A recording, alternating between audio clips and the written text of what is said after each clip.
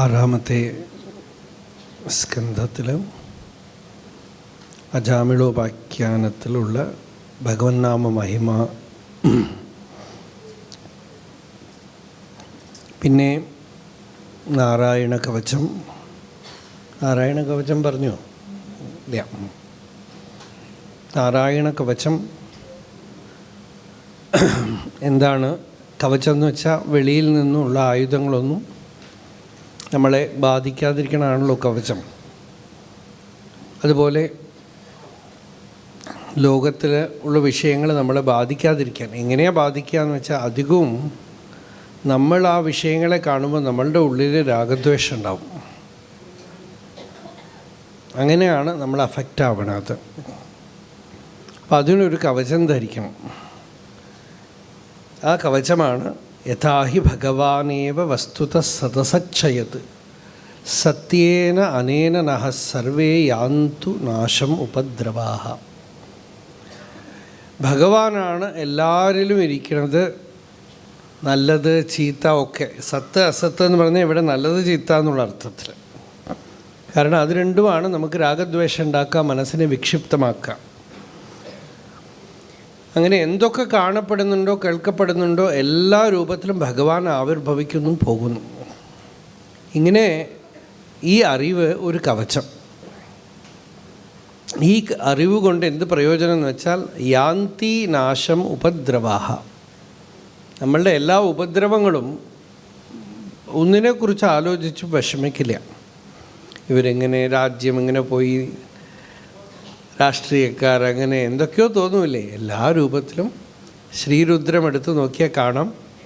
പല വിധത്തിൽ നമ്മളെ ഭരിക്കുന്നവരായിട്ടും ആയുധമെടുത്ത് നടക്കുന്നവരായിട്ടും, അതായത് ടെററിസ്റ്റായിട്ടും കൊള്ളക്കാരനായിട്ടും ചതിക്കുന്ന ആളായിട്ടും ചതിക്കപ്പെടുന്ന ആളായിട്ടും ഒക്കെ രുദ്രൻ ഇരിക്കുന്നു എന്ന് വേദം പറഞ്ഞു. ഈ അറിവ് ഒരു കവചമാണ്. ഈ അറിവ് കൊണ്ട് മനസ്സ് വിക്ഷിപ്തമാവില്ല, പലതിനെക്കുറിച്ചും ചിന്തിച്ച് വേവലാതിപ്പെടില്ല. ഈ കവചം ഇത് ഉപദേശിച്ചു കൊടുത്തു. ഈ കവചം ശരിക്കും സിദ്ധി വരുത്തേണ്ട കവചനമാണ്. അല്ലാതെ നമ്മളിപ്പോൾ കേട്ട് കഴിഞ്ഞാൽ നമ്മുടെ യുക്തി ബുദ്ധി 1000 യുക്തി കൊണ്ടുവരും അതിനെതിരെ. അതല്ല, ഇത് നമ്മളുടെ ജീവിതത്തിൽ സിദ്ധി വരുത്തേണ്ടതാണ്. എങ്ങനെയാണെന്ന് വെച്ചാൽ മനനം ചെയ്ത് നിധിധ്യാസനം ചെയ്ത് വ്യവഹാരത്തിൽ വിക്ഷേപം ഇല്ലാതിരിക്കാനുള്ള വഴിയാണ്. ഇതേ യോഗവാസിഷ്ടത്തിൽ ഇതിന് ബ്രഹ്മകവചം എന്ന് പറയണം. ചിദാകാശമയം സർവം ജഗതിത്യേവ ഭാവയൻ യസ്തിഷ്ഠതി ഉപശാന്തോന്ത ബ്രഹ്മകവചസുഖി. അവൻ ബ്രഹ്മകവചം ധരിച്ചവനാണ് എന്ന് പറയണു. ജഗത്ത് മുഴുവൻ ചിദാകാശമയമാണ്. ഇങ്ങനെ നാരായണ കവചം പറഞ്ഞു. പിന്നെ വൃത്രൻ, ചിത്രകേതൂപാഖ്യാനം, ജീവൻ്റെ ഗതിയാണതൊക്കെ. വൃത്രസ്തുതി ശ്രീവല്ലഭ സമ്പ്രദായത്തിൽ അവർക്ക് ഭാഗവത ഹൃദയം അതാണ്, ഈ വൃത്രസ്തുതി. അത് വിസ്താരമായിട്ട് പറഞ്ഞു. ഒരു പക്ഷി കുഞ്ഞ്, ലോകത്തിലെ ഭക്തിശാസ്ത്രത്തിൽ ഇത്രയും അദ്ഭുതമായൊരു കൽപ്പനയില്ല എന്ന് പറയും. ചിറക് മുളയ്ക്കാത്ത പക്ഷി കുഞ്ഞുങ്ങൾ തള്ളപ്പക്ഷിയെ പ്രതീക്ഷിച്ചു കൊണ്ടിരിക്കുന്ന പോലെ ഭഗവാനെ ഞാൻ അങ്ങേക്കായിട്ട് കാത്തുകൊണ്ടിരിക്കുന്നു. ഇതാണ് ഭക്തൻ്റെ സ്ഥിതിയാണ്. എന്നുവെച്ചാൽ ഒരു സാധനയും ചെയ്യാൻ പറ്റില്ല. പറക്കൽ എന്ന് വെച്ചാൽ അതാണല്ലോ. എന്നെക്കൊണ്ടൊരു ധ്യാനമോ ജപമോ ഒന്നും ചെയ്യാൻ കഴിയാത്തൊരവസ്ഥയിൽ ഉത്കണ്ഠയോടുകൂടെ വ്യാകുലതയോടുകൂടെ ഭഗവത് സാക്ഷാത്കാരത്തിനായിട്ട് ഞാനിതാ പ്രതീക്ഷിച്ചു കൊണ്ടിരിക്കുകയാണ്. അജാതപക്ഷ ഇവ മാതരം ഖഗാഹ. ഇത്തിരി സാധന ചെയ്യുന്നതാണ് ആ പശുക്കുട്ടി. കയർ എത്ര നീളമുണ്ടോ അത്രയും നീളം. പക്ഷെ അതും എവിടെ എത്തണില്ല, എന്തോ ചെയ്യണു. സ്തന്യം യഥാവത്സതരാക്ഷുധാർത്ഥാഹ.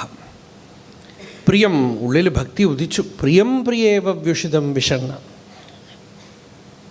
മനോ അരവിന്ദാക്ഷതി ദൃക്ഷതേ ത്വാം. ആ ഉത്തമ ഭക്തനായ വൃത്രൻ്റെ കഥ പറഞ്ഞു. അതിനുശേഷം പിന്നെ എന്താ ഉള്ളത് 6-ാമത്തെ സ്കന്ധത്തിൽ? മരുതുൽപ്പത്തി. ഇതൊക്കെ കഴിഞ്ഞ് 7-ാമത്തെ സ്കന്ധത്തിലേക്ക് വരികയാണ്. ഇവിടെ നാരദ മഹർഷിയും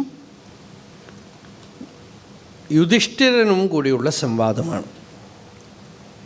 പരമഭാഗവതനായ പ്രഹ്ലാദൻ്റെ കഥ പ്രഹ്ലാദൻ്റെ ഗുരുവായ നാരദൻ തന്നെയാണ് പറയണത്.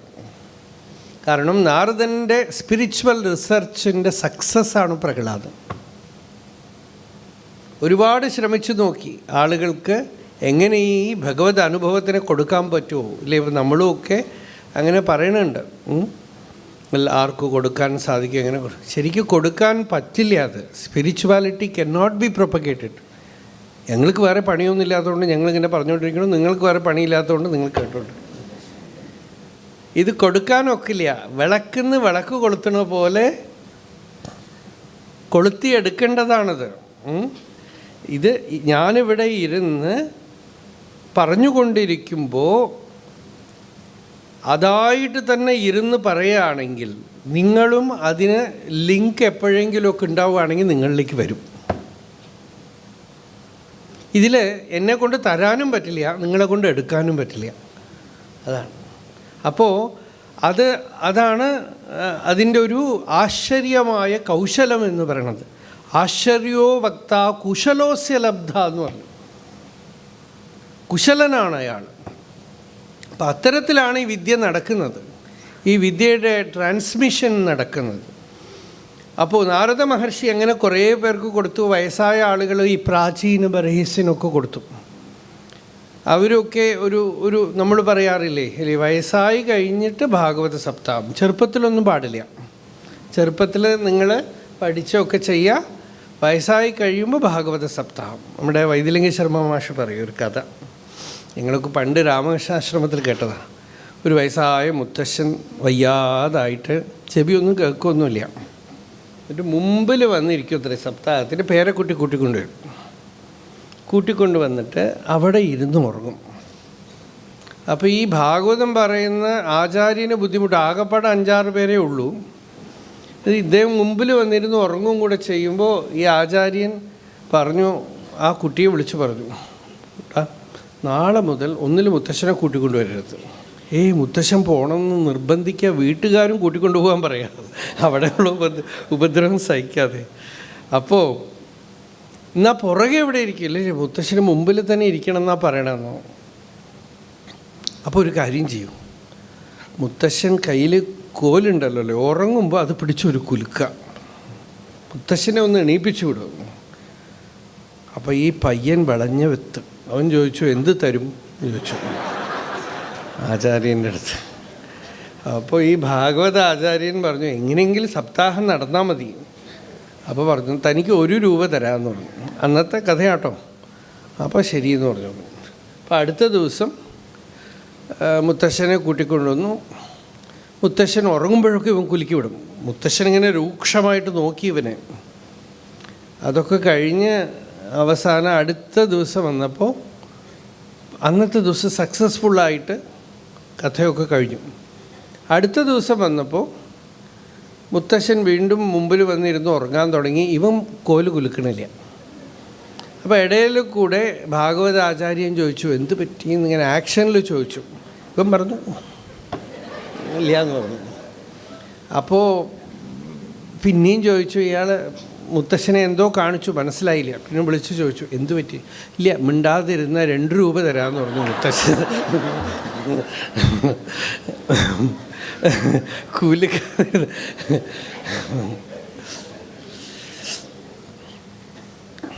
ഇങ്ങനെയൊക്കെ ഇല്ലെങ്കിൽ ഈ 12 മണിയാകുമ്പോഴേ ഞാൻ ഇങ്ങനെ നരസിംഹത്തിനെ അവതരിപ്പിക്കും. അതുകൊണ്ട്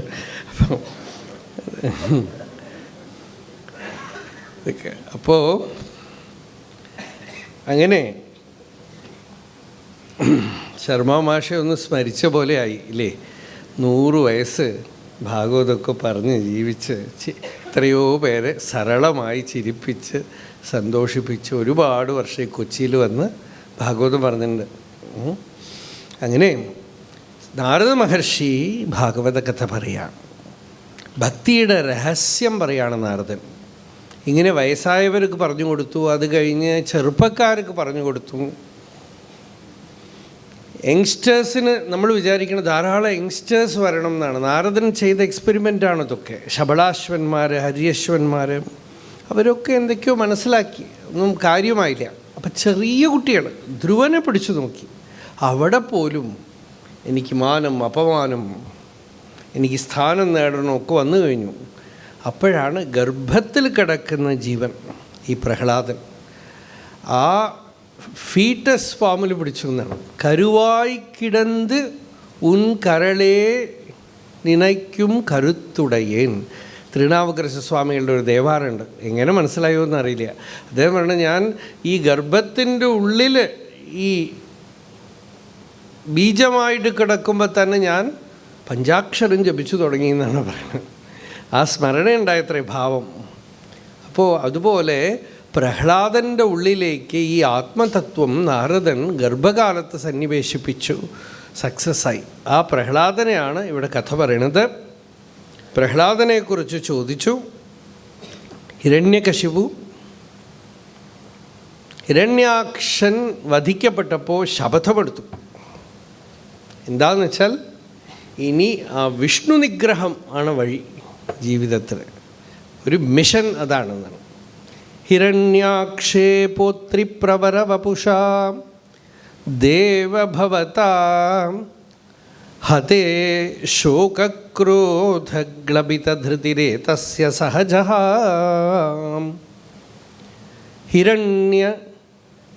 എന്താണ് ഹിരണ്യപ്രാരംഭഃ കശിപുഃ അമരാരാതി സദസി പ്രതിജ്ഞാമാതേനേ തവ കില വധാർത്ഥം മധുരിപോ. ശപഥമെടുത്തു. പ്രതിജ്ഞാമാതേനെ, പ്രതിജ്ഞ ചെയ്തു. എന്താ പ്രതിജ്ഞ എന്ന് വെച്ചാൽ വധാർത്ഥം, വിഷ്ണുവിനെ ഇല്ലാതാക്കുക എന്നാണ്. Make the country irreligious. അതാണ് നോ റിലീജിയൻ. എല്ലാ മതപരമായിട്ടുള്ള കാര്യങ്ങളെയും ഇല്ലാതാക്കി തീർക്കണം, ഈശ്വരാരാധനയെ ഇല്ലാതാക്കി തീർക്കണം. അതാണ് ഇപ്പോൾ തമിഴ്നാടും കേരളവും കൊണ്ടുപിടിച്ച് നടക്കണം. അങ്ങനെ പല വിധത്തിലും രണ്ട് സ്ഥലത്ത് നടക്കുന്ന കാര്യങ്ങളാണ്. എങ്ങനെയെങ്കിലുമൊക്കെ വേരോടെ പിഴുത്തെടുക്കണമെന്നാണ്. അതിന് എന്തൊക്കെ വഴിയുണ്ട് ഒക്കെ ചെയ്തു. അപ്പം ഇതൊക്കെ ഒരു കാലം നോക്കൂ, ഈ പുരാണങ്ങളായിട്ട് കാണാൻ പാടില്ല, ആവർത്തിച്ചു കൊണ്ടേയിരിക്കുകയാണ് ചരിത്രം. History repeats, spiritual history repeats. അങ്ങനെ തീരുമാനിച്ച് ഉഗ്രമായി തപസ് ചെയ്തു. ഒരുപാട് പ്രയത്നിച്ചിട്ടാണല്ലോ ഇവരൊക്കെ വരുന്നത്, ഇലക്ഷനൊക്കെ ജയിച്ചിട്ട് അല്ലേ. ഉഗ്രമായിട്ട് തപസ് ചെയ്തു. ആ തപസ് ചെയ്ത് ഭഗവാന്റെ അടുത്തുനിന്ന് പല സിദ്ധികളും ശക്തികളും ഒക്കെ ബ്രഹ്മാവിൽ നിന്ന് കൈക്കലാക്കി. മഹാബലവാനായി തീർന്നു. ചാവാതിരിക്കാൻ വേണ്ട എല്ലാ ഏർപ്പാടും ചെയ്തു. ചാവാതിരിക്കാൻ വേണ്ടി പകല് ചാവാൻ പാടില്ല, രാത്രി ചാവാൻ പാടില്ല, മൃഗങ്ങൾ കൊല്ലാൻ പാടില്ല, മനുഷ്യൻ കൊല്ലാൻ പാടില്ല, ദേവൻ കൊല്ലാൻ പാടില്ല, എല്ലാം. ഈ ചെങ്കിസ് ഖാൻ എന്ന് പറഞ്ഞ ഒരാളുണ്ടായിരുന്നല്ലോ, അയാളാണ് ഹിറ്റ്ലറിനെയൊക്കെ കാളും അധികം ഒരുപാട് വധം, ഒരുപാട് കൊലകൾ ചെയ്ത ആൾ. ഒരുപാട് ലോകത്തിൻ്റെ എത്രയോ ഭാഗങ്ങൾ, അലക്സാണ്ടറിനേക്കാളും ഒക്കെ എത്രയോ അധികമാണ് രാജ്യം തൻ്റെ കയ്യിലാക്കി. ചാവാതിരിക്കാൻ വേണ്ടി ഒരുപാട് വൈദ്യന്മാരെ വരുത്തിച്ച് പലതും ചെയ്തു. വൈദ്യന്മാരൊക്കെ പറഞ്ഞു കൊടുത്തു, ധാരാളം കല്യാണം കഴിക്കാൻ പറഞ്ഞു. അത്രയും 1000 കഴിച്ചിട്ടുണ്ടെന്ന് പറയണം. ഇങ്ങനെയൊക്കെ ഘോരമായി ജീവിച്ച് ഒരാൾക്കും അയാളെ ഒന്നും ചെയ്യാൻ പറ്റിയില്ല. അവസാനം നരസിംഹാവതാരമല്ല, ഭഗവാൻ എന്ത് ചെയ്തു, ഒരു കൊതുക് പോയി കടിച്ചു. ആ രോഗത്തു നിന്ന് രക്ഷപ്പെടാൻ പറ്റിയില്ല, മരിച്ചുപോയി. ഒരു കൊതുകെ വേണ്ടി വന്നുള്ളൂ ഈശ്വരൻ. അതിൽ പെട്ട് വയ്യാതായി സൂക്കേട് പിടിച്ച് മരിച്ചുപോയി. അപ്പോൾ ഈ കൊതുക് സാമാന്യമല്ല.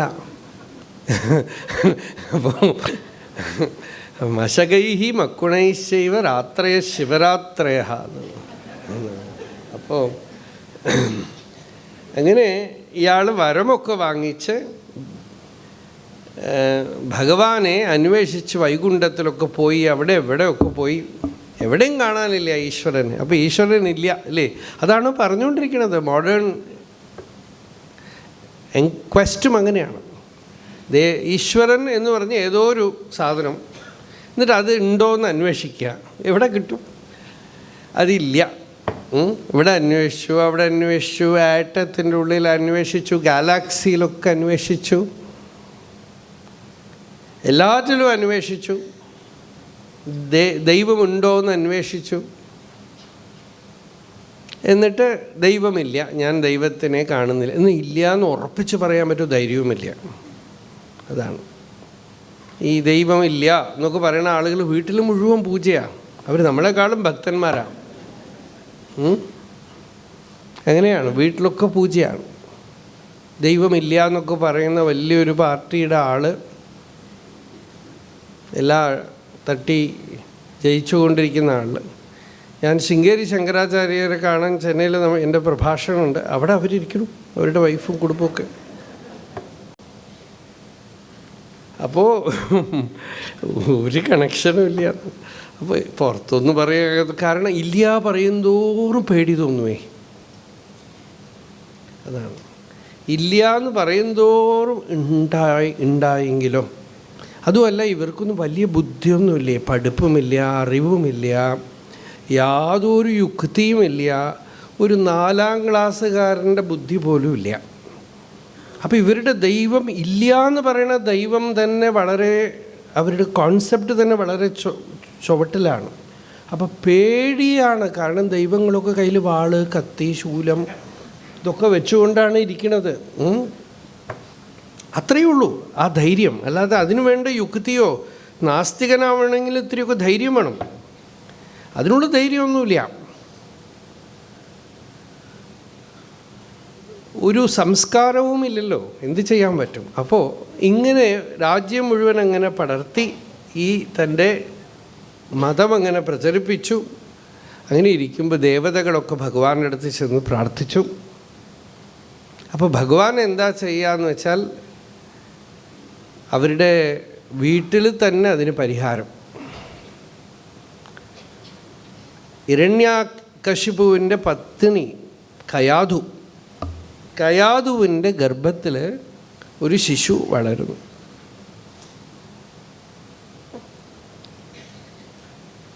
പ്രഹ്ലാദൻ. ആ കുട്ടിയെ വളരാൻ അനുവദിച്ചാൽ ഹിരണ്യകശിപു ഒരാളെ നമുക്ക് സഹിക്കാൻ വയ്യ. ഇനിയിപ്പോൾ ഈ പ്രഹ്ലാദൻ ഈ കുട്ടി വന്ന് എന്ത് ചെയ്യുമോ എന്ന് പേടിച്ച് ഇന്ദ്രൻ കയാധുവിനെ അപഹരിച്ചു കൊണ്ടുപോയി. അയാളുടെ ടെൻഷൻ. അപ്പോഴാണ് നാരദ മഹർഷി വഴിയിൽ വെച്ച് കണ്ടത്. ചോദിച്ചു, എവിടേക്കാണ് കൊണ്ടുപോകണം? അല്ലല്ല, ഇങ്ങനെയാണ്, ഇനിയിപ്പോൾ ഇതും കൂടെ വന്നാൽ ഭയപ്പെടണ്ട, ഉള്ളിൽ മഹാഭാഗവതനാണ്, പരമഭാഗവതനാണ്, എൻ്റെ അടുത്ത് തരൂ. എന്താണെന്ന് വെച്ചാൽ നാരദ മഹർഷിക്ക് ഈ ആൻവീക്ഷികീ വിദ്യ എന്നൊരു വിദ്യയുണ്ട്. ആൻവീക്ഷികീ വിദ്യ എന്താണെന്ന് വെച്ചാൽ ദർശനം മാത്രം കൊണ്ട് വസ്തുവിൽ ഭഗവത് ദർശനം ചെയ്യാം, കണ്ണുകൊണ്ട് കണ്ട്. പ്രഹ്ലാദനെ ഗർഭത്തിൽ വെച്ച് തന്നെ അധ്യാത്മമായി പ്രകാശിപ്പിക്കാനായി നാരദൻ തീരുമാനിച്ചു. ഇന്ദ്രൻ നാരദനെ നമസ്കരിച്ച് കയാധുവിനെ ഏൽപ്പിച്ചു പോയി. നാരദ മഹർഷി കയാധുവിനെ കൂട്ടിക്കൊണ്ടുപോയി ഗംഭീരമായി ഈ വിദ്യ അങ്ങോട്ട് ഉപദേശിച്ചു. ഈ ശരീരം വേറെ, ആത്മാ വേറെ.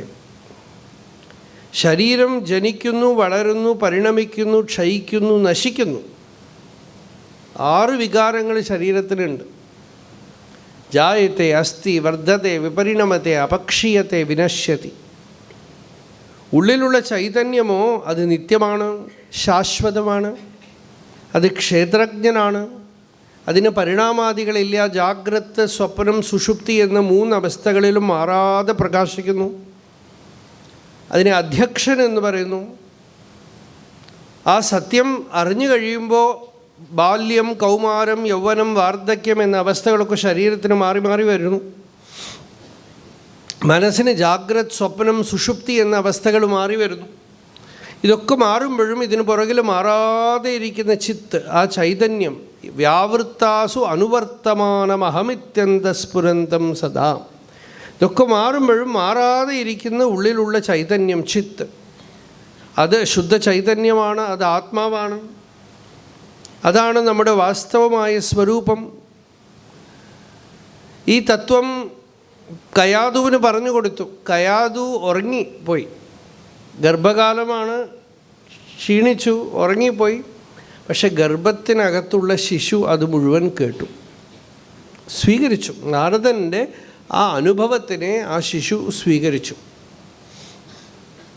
അകമേക്ക് ആത്മതത്വം അറിയാനായി ജ്ഞാനവും വ്യവഹാരത്തിൽ ധർമ്മം, ഭാഗവത ധർമ്മവും ഉപദേശിച്ചു. വ്യവഹരിക്കുമ്പോൾ ഹരി സർവേഷു ഭൂതേഷു ഭഗവാനാസ്ത ഈശ്വര. നോക്കൂ, നാരദൻ ഈ ആൻവീക്ഷിക വിദ്യയുടെ പരമകാഷ്ഠയിൽ ഇരിക്കുന്നത് കൊണ്ടാണ് ഹിരണ്യകശിപുവിനോട് പോലും നാരദന് വിരോധമൊന്നുമില്ല. കാരണം ഹിരണ്യകശിപുവിൻ്റെ നിത്യനിരന്തരമായ ആൻറ്റി സ്പിരിച്വൽ ആറ്റിറ്റ്യൂഡ് അത് നാരദൻ ഒരു സമാധിയായിട്ടാണ് കണക്കാക്കിയത്. അധ്യാത്മമായിട്ടുള്ളതിനെ മുഴുവൻ എതിർക്കണം, ഭഗവാനെ എതിർക്കണം എന്നൊക്കെ ഹിരണ്യകശിപു പറയുമ്പോൾ എന്തൊരു ഭക്തൻ, ഇങ്ങനെയാണ് നാരദൻ നോക്കിയത്. കാരണം നിരന്തരം ഇതാണല്ലോ ചിന്ത. ഒന്നിൽ ഭഗവാനെ ആരാധിക്കണം, അല്ലെങ്കിൽ സാധിക്കും, ധൈര്യം ഉണ്ടെങ്കിൽ എതിർക്കണം എന്നാണ്. ഈ സംരംഭയോഗത്തിൽ ഇൻറ്റൻസാണ്. അപ്പോൾ അതുകൊണ്ടാണ് പലപ്പോഴും ഒരു കാലത്ത് സിൻസിയറായിട്ട് നാസ്തികം പറഞ്ഞ് നടന്ന് എതിർത്ത് നടന്നവരൊക്കെ ഒരു വയസ്സാവുമ്പോഴേക്കും പരമഭക്തന്മാരായിട്ട് തീരും. ഞങ്ങളുടെ കുട്ടിക്കാലത്തൊരു മാഷുണ്ടായിരുന്നു. എന്താണോ ഈശ്വരൻ, ആറ്റമാണോ മോളിക്യൂളാണോ എന്ന് ചോദിക്കും ഞങ്ങളോട് സ്കൂളിൽ പഠിക്കുമ്പോൾ. അത് കഴിഞ്ഞ് കുറേ വർഷം കഴിഞ്ഞ് ഞാൻ ഭാഗവതമൊക്കെ തുടങ്ങി ഒരു പച്ചക്കറി കടയുടെ മുമ്പിൽ നിൽക്കുമ്പോൾ ആരോ നമസ്കാരം എന്ന് പറഞ്ഞു. ഞാൻ നോക്കുമ്പോൾ ഈ മാഷ് ചന്ദനക്കുറിയൊക്കെ ഇട്ടിട്ട് ഇവിടുന്ന് ഇതുവരെ നിൽക്കുന്നുണ്ട്. ഞാൻ കുറച്ച് നേരത്തേക്ക് എനിക്ക് മനസ്സിലായില്ലേ എന്താ മാഷേ. അല്ല, എവിടെയാണ് ഇനി അടുത്തത് സപ്താഹമുള്ളത് എന്ന് ചോദിച്ചു. ഞാനൊക്കെ പറഞ്ഞു കൊടുത്തിട്ട് പിന്നെ അറിയണവരോട് അന്വേഷിച്ചു എന്തു പറ്റി ഇദ്ദേഹത്തിന് എന്ന് ചോദിച്ചു. അപ്പോൾ പറഞ്ഞു വീട്ടിലെന്തോ ചില ബുദ്ധിമുട്ടുകൾ, ദുഃഖങ്ങളൊക്കെ ഉണ്ടായി. അത് കഴിഞ്ഞിപ്പോൾ ഇങ്ങനെയാണ് ഇപ്പോൾ സമ്പ്രദായം. അപ്പം ഇതാണ് ഇപ്പോൾ ഇങ്ങനെയാണ്. അപ്പോൾ ഇത്രയേ ഉള്ളൂ. അത് ഒരു ഒരു ചലിപ്പിക്കൽ അങ്ങോട്ട് ചലിപ്പിച്ചാൽ മതി. നമ്മളുടെ ഈ ബലം പോയി പോകും, ദുർബലമായി പോകും. അപ്പോൾ ഹിരണ്യകശിപുവൊക്കെ നോക്കുമ്പോൾ അതീവ ബലവാനാണ്. ഇല്ല എന്ന് നിരൂപണം ചെയ്തിട്ടിരിക്കുകയാണ്. വൈകുണ്ഠം വരെ പോയി നോക്കി. അതാണ് ബഹിർദൃഷ്ടേഹേ അന്തർദധിത ഹൃദയേ സൂക്ഷ്മ വപുഷ. ഇയാൾ ബഹിർദൃഷ്ടിയായതുകൊണ്ട് ഭഗവാൻ എന്ത് ചെയ്തു? ഇയാളുടെ ഉള്ളിൽ ഹൃദയത്തിൽ കയറിയിരുന്നു. ചില അതൊരു ചമത്കാരമായിട്ട് പറഞ്ഞു, അത്രയേ ഉള്ളൂ. നമ്മൾ പുറത്താണല്ലോ അന്വേഷിക്കണത്, അല്ലേ? പുറത്ത് ഇവിടെ ഉണ്ടോ, അവിടെ ഉണ്ടോ, ഇവിടെ ഉണ്ടോ, പുറത്തേ നോക്കാൻ അറിയുള്ളൂ നമുക്ക്. അന്തർമുഖമായി ഉള്ളിൽ ആരായാനോ അന്വേഷിക്കാനോ ഉള്ള വിദ്യ അറിയാത്തിടത്തോളം കാലം ഉണ്ട് എന്നും പറയാം, ഇല്ല എന്നും പറയാൻ രണ്ടും തുല്യം. ഈ ഉണ്ടെന്ന് പറയണവരും ഇല്ല എന്ന് പറയണവരും രണ്ടുപേരും ഒരേപോലെ തന്നെ, രണ്ടുപേർക്കും അനുഭവമില്ല. ഉണ്ടെന്ന് പറയുന്ന ആൾക്ക് ഉണ്ടെന്ന് പറയാൻ അനുഭവമില്ല, ഇല്ല എന്ന് പറയുന്ന ആൾക്ക് ഇല്ല എന്ന് പറയാനുള്ള അനുഭവമില്ല. അപ്പോൾ ഹിരണ്യകശിപു ഇങ്ങനെ ഘോരമായി തൻ്റെ പ്രവൃത്തികൾ ചെയ്തുകൊണ്ടിരിക്കുമ്പോഴാണ് നാരദൻ ഹിരണ്യകശിപുവിൻ്റെ ഭാര്യയുടെ ഗർഭത്തിൽ ഉള്ള ശിശുവിനെ പരമഭാഗവതനാക്കി മാറ്റി. ആ കുട്ടി ജനിക്കുമ്പോൾ തന്നെ പരമ ആനന്ദത്തോടുകൂടെ ജനിച്ചു. അതുകൊണ്ട് പ്രഹ്ലാദ, പ്രകർഷേണ ഹ്ലാദ. പ്രഹ്ലാദോ ഭൂൻ മഹാൻസ്തേഷാം ഗുണൈഃ മഹദുപാസകഃ.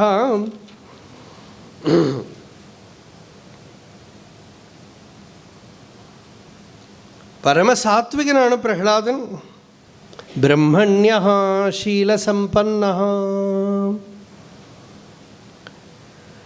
അങ്ങനെ പ്രഹ്ലാദന് നിരന്തര ഭഗവത് അനുഭൂതി സിദ്ധമായിരുന്നു. വാസുദേവേ ഭഗവതി യസ്യ നൈസർഗികീരതിഃ. നിസർഗമായ രതി എന്ന് വെച്ചാൽ ആരെങ്കിലും പറഞ്ഞു കൊടുത്തിട്ടോ സാധന ചെയ്തിട്ടോ വന്നതല്ല. ധ്രുവനെ പോലെ തപസ്സൊന്നും ചെയ്തില്ല. യസ്യ നൈസർഗികീരതിഃ. കൃഷ്ണഗ്രഹഗൃഹീതാത്മാ ന്യസ്തക്രീഡനകോ ബാലോ ജഡവത്തന്മനസ്തയാ. കൃഷ്ണഗ്രഹഗൃഹീതാത്മാനവേദ ജഗദീദൃശം.